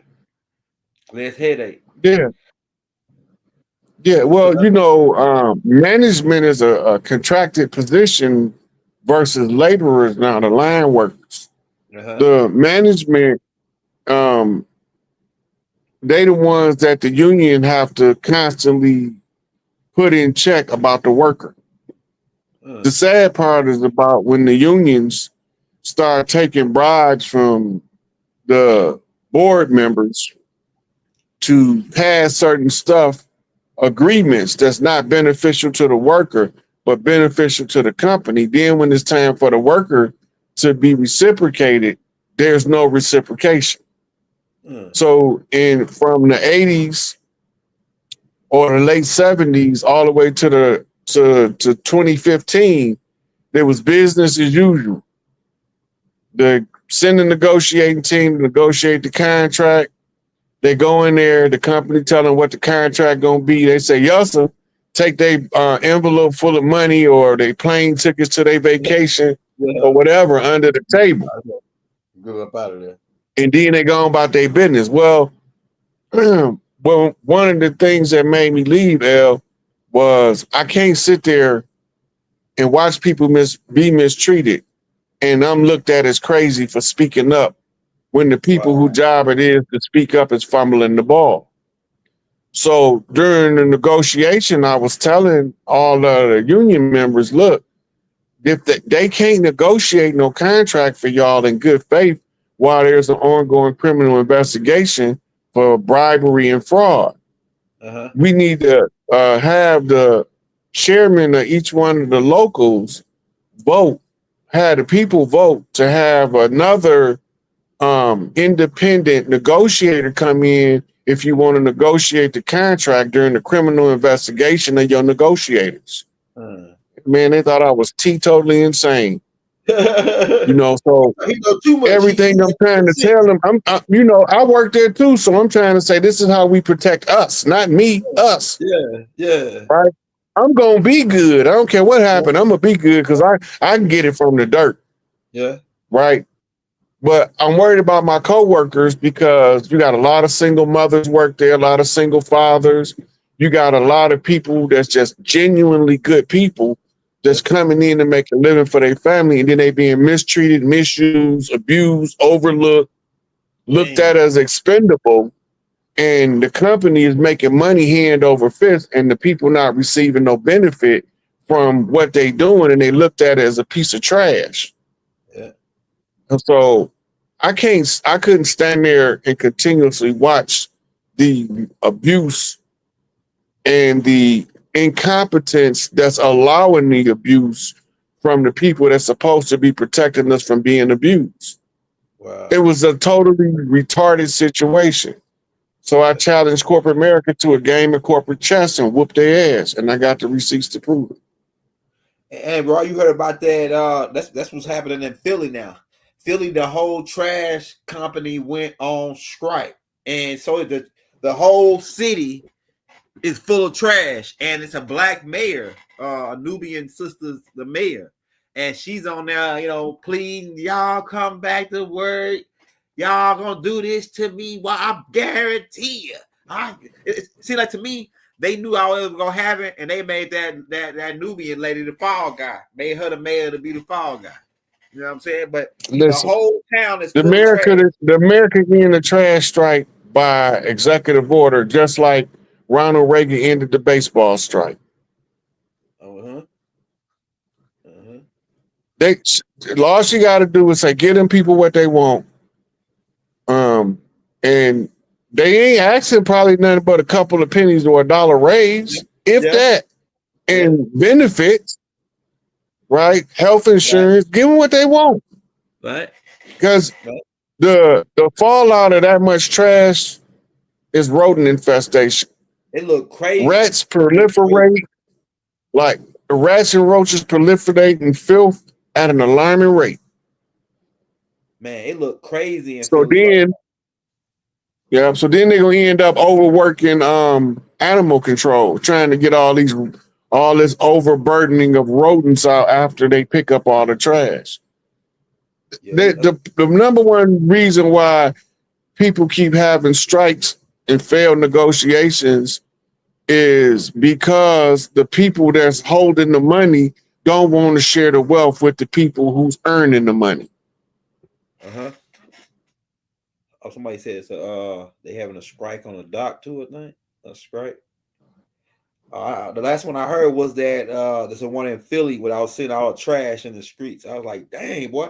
I think it's been like a week or 8 days or so since they I don't know if they came to it. This was like 2 or 3 days ago when I seen it. So I don't know if they came to agreement by now. But if they haven't came to agreement by now, and the way that trash looked when I seen it a couple of days ago, man, it couldn't go another day. They couldn't go another day in that city with not picking up trash. It looked like everybody's house, in front of everybody's house looked like a trash dump. And it's people that's in the city, live in apartments. They go Sister Oracle Eyes, listen. Sister Oracle Eyes asked a good question in the comments. She say, how do you expose somebody in the conscious community without looking like a hater? First of all, exposing people is part of the Me Too movement. Now, if somebody is doing something like selling you karmic cleansers that can't nobody cleanse your karma but you, because you the one came here to clear your karma, that's fraud. Right. Tell the truth. If they charging you $2,000-$3,000 for a yoni steam, and a yoni steam shouldn't cost them more than $200, that's fraud. Expose them for the fraud, right? But you got some people that might not sound like they telling the truth, but they telling the truth because the truth is subjective to how it's told. They don't resonate on your frequency, and they not doing anything to defraud you. Like, that's why I don't ask for donations, but I will accept them. I don't ask for nothing because I ain't doing this to sustain my life. I'm doing this to raise the consciousness of people. But you got other people that's in the conscious community just to make $1.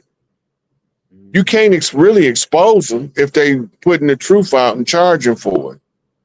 But Because if they're telling the truth, they're telling the truth.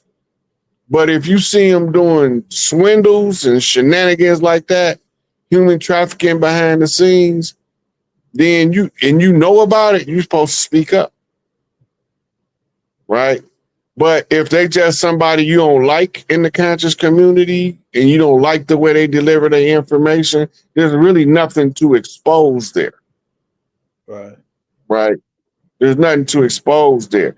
And if the person is annoying enough to you to make you want to recruit hater help and go hate on them, then you should stop listening to them people. Yeah. I don't care if it's me. Right? A lot of people, when they first hear me, some of the stuff I be saying, I be telling them advanced scientific concept, trying to simplify it. That ain't easy. Yeah. That's it. Right? And they think I'm crazy. But the more they listen, they begin to understand, then they change their tune. And that's why when people be saying, I don't think everybody supposed to agree with me. Some people think that just because they said it, everybody supposed to agree. Who the hell is you? I don't agree with that. Right? You gotta also remember everybody not always supposed to agree on everything. And that's okay. If you don't agree with somebody in the conscious community, you just don't agree. We don't know how spirit is using us until the aftermath of what we done. We look back with hindsight and see the effect that we caused.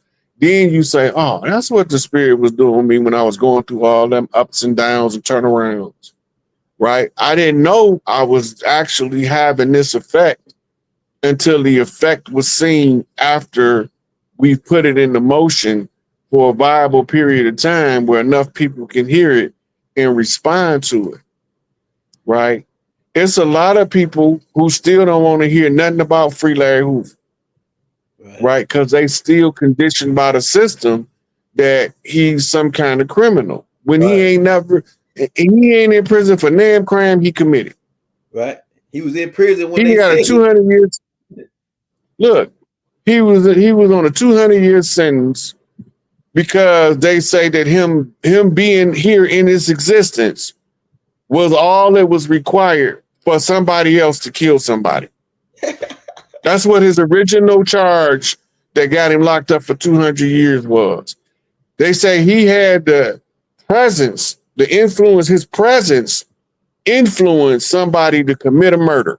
So they charge him with the murder for having the presence, and then they charged the dude that actually did the murder with the murder. Both of them went in down as co-defendants. Then the dude that actually do the murder, he get paroled in 20-something years, and then Larry get indicted on another set of stuff that he ain't never touched a bag of dope in the streets in his life because he wasn't out there when the dope boom was going on.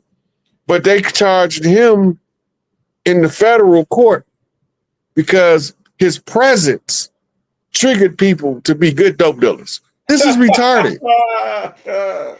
But the government and the media hogs was able to create this stigma in the minds where nobody was saying Free Larry Hoover for the longest time. Well, nobody's saying it because they thought that he was Al Capone in a dark-skinned suit in a different era. And that's not the case. They got two cases: Prince Lowe, Four Corner Hustler, West Side; Chief Malik, Angel Bay, South Side. When you look at their cases and do a side-by-side comparison, they killed Prince Lowe. They murdered him, left him in the car. But they used the same method. They tried to sell him a rocket launcher. And when he caught on, oh, that's what y'all did to Chief Malik. I don't want no parts of that. They murdered him. Damn. Right? But this the same way they did with Tukey and Geronimo Pratt. They used the same criminal setup to send him to prison.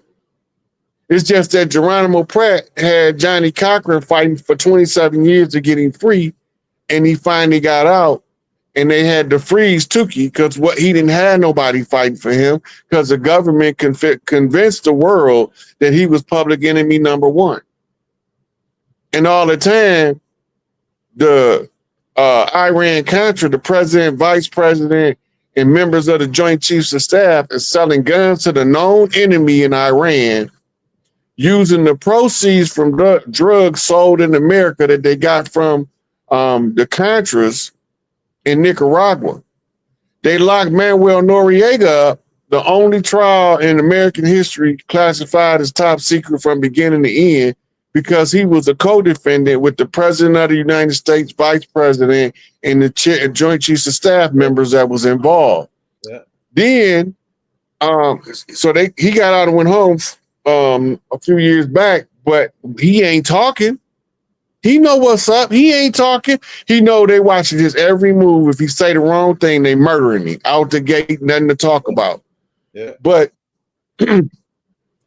this is just to show you the double standard being used on the minds of the people to tear down the ones who came to do stuff for us by villainizing them, while glorifying the ones that came to take everything from us. Yeah. Yeah. Right. Watch the H. Rap Brown trial. That's the most, if you don't know a farce of a trial when you see one, you won't never be able to put it together. You really lost in the sauce. Right? And they say he shot the police.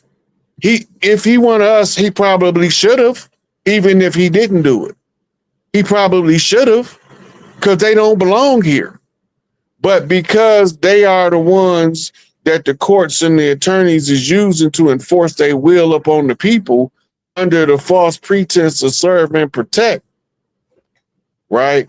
Yeah. Then they want to lock him up and add max. But the real reason they went after H. Rap Brown is because he was stepping on the toes of Silicon Valley, Bill Gates and them boys, because he had a team of computer engineers that he assembled and sent to school for computer technology, programming, and all this.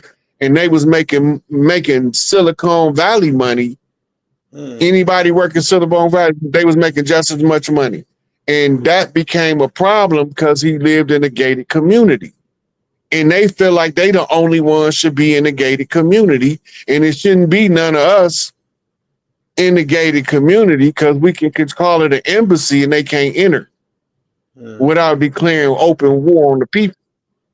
Even though they declared war, at least they hid it from us until we showed it to you to show you we didn't make it up. Yeah, right? I didn't write Black's Law Dictionary. I didn't write the Federal Reserve Act. I didn't write the Internal Revenue Code. And all of this is what the war is about: financial instability of the tribes in order to prevent us from being able to reclaim the land from the colonizer, because we economically crippled, socially disoriented, which gave us a delusional mentality of psychosis, having us believe that we somewhere other than home. Right. Click your heels 3 times, Dorothy, and say there's no place like home, and you'll realize you've been there the whole time. You was just dreaming you what. Click your heels 3 times, Dorothy, and go home. That means, hey, Rod, we at the mark right now. We can close out now. We at past the 2-hour mark. Unless you want to keep going, man, I ain't got no problem. You driving this ship. You gonna land it. I can't tell you how to land it or when to land it, because you driving it. How much charge you got on your phone? Should be good. All right, I got another question for you, bro. Now, because we got a lot of newcomers coming in, and they saying y'all ain't talking about what's going on in the government. Now, like I said, we did pretty much preached on the government. What's going down now.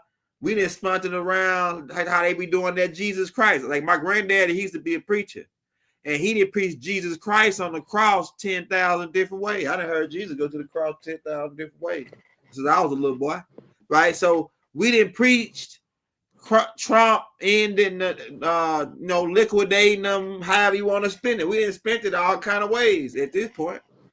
I mean, all right, we just doing it pretty much waiting. I mean, the fall is already really happening technically. The fall actually happened about 10, 20 years ago. Really, to be honest with you. And the only reason you hadn't seen the fail is because, like Ross say, we ain't at mass awareness. And that's what we've been working on, trying to get that 100 monkey effect going. So, because we got the land, we had the land since they caused war against us with the 1933 American people. We had the land then. That's why they started the war against us, right? So what they got is the mines. The only thing that makes the dollar what it is because the people agree to it. If we say we don't agree to that, that'll be the end of the dollar. If enough people the dollar already over. Yeah, I know it. Yeah, you know the dollar already over. So the Federal Reserve was ordered to stop printing money in 2019. Right? They separated from the Treasury. This was the dollar contract. When you look on the dollar, it's the United States Treasury, and the Treasury of the United States is in the contract.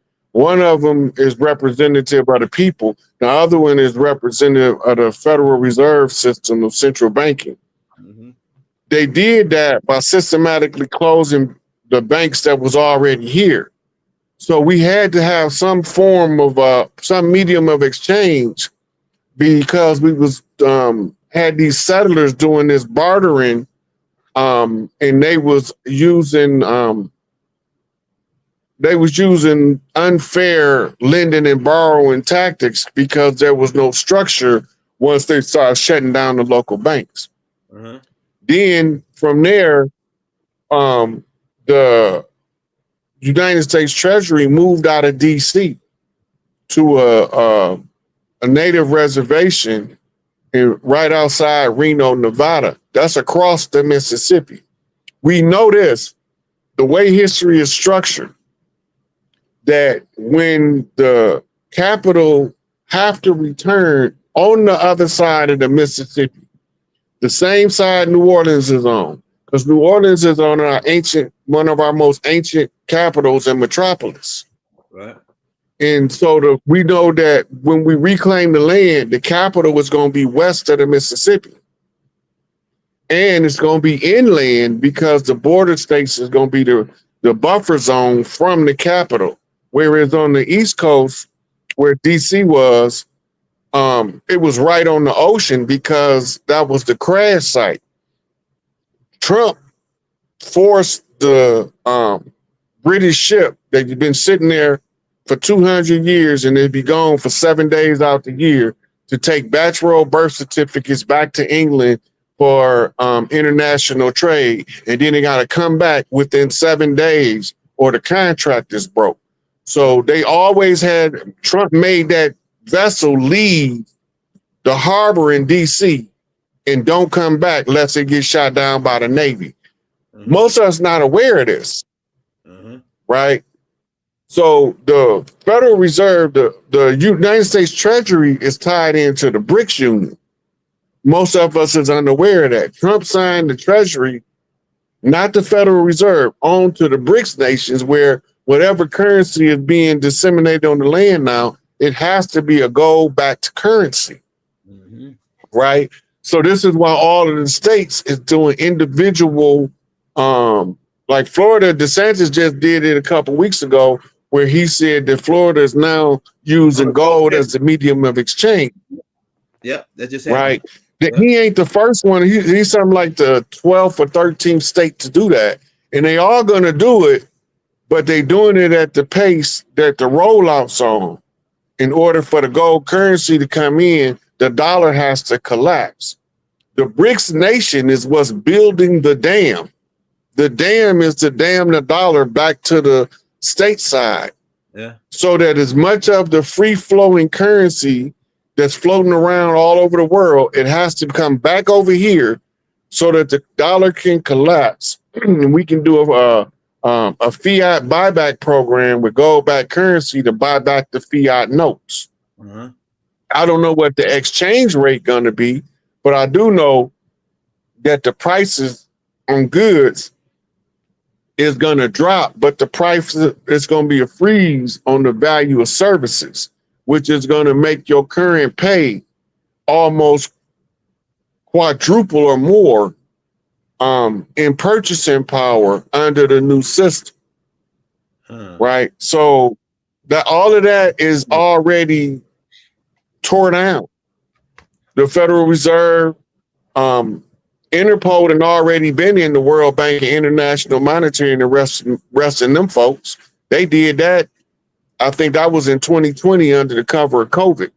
While Interpol was arresting them, you had Earth Alliance special forces from all over the world doing tunnel extractions of babies. They had a military base that had been closed for years that they opened up in Texas to take care of these babies. And some of them, they literally had to euthanize the baby because the baby was so deformed that they had no possibility of any quality of life. Wow. And then you had some of them that was so abused that they just expired over time because they couldn't assimilate the trauma they've been through. Even with the medical intervention being there, they still didn't make it. That's crazy. Right. So there's a lot of stuff been going on since the lockdowns. They had 2 years of running in underground tunnels, busting up hides I remember it. of child traffickers. And I was showing people back in 2020 the earthquake and how to read where they was reaching the bunkers at based off the intensity of the earthquake at a 2.3 to a 2.6, right? And the depth mattered. So they went through all that. They had a whole triage center set up in Central Park in New York where they was bringing babies from underground, and it was out there. The news reported that it was tents out there, but they never told us what they was for. But they was extracting baby from underground tunnels in New York. They've been doing this, like, now they kidnapping kids off the street, literally, because all of the ones they was harvesting has been busted up. Yeah. And so this is what's been going on as the Earth Alliance, the White Hat War versus the Black Hats. The Black Hats was the Draconians, the Black Hand, the Black Nobility. We know that they've been overthrown because they doing tours in the underground Swiss bunker system that held thousands of people under the Swiss Alps, and they were tunnels. Right? This is how come so many people that they didn't report, most of them, was coming up missing on skiing trips. They said they was dying in avalanches. No, they wasn't. They was snatching them, taking them underground. Yeah, the Google guys. You know, so so and them the ones that was the Amun, the unknown priesthood that was ruling the world, the archons. They the ones control the Pope. They the ones control Buckingham Palace and any other royal family of European descent with pale faces. They was all working for them.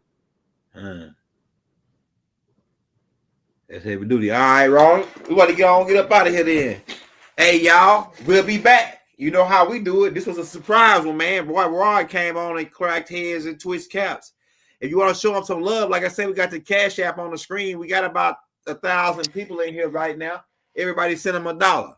Send them $5 if you really want to put them in the game. Send them $100. They'll really throw it over the game, right? So, hey, peace and love. Free all of the political prisoners. Free the master teacher, Dr. Malachi Z. York. We're working on Larry Hoover right now. Free Jeff Ford. Free H-Rap Brown. And free all of our other brothers who up in there that was fighting on our behalf, right? And we love you all. We send divine love throughout the boundless universe to all. Peace, love, one love. All right, my love. Wadu. Wadu.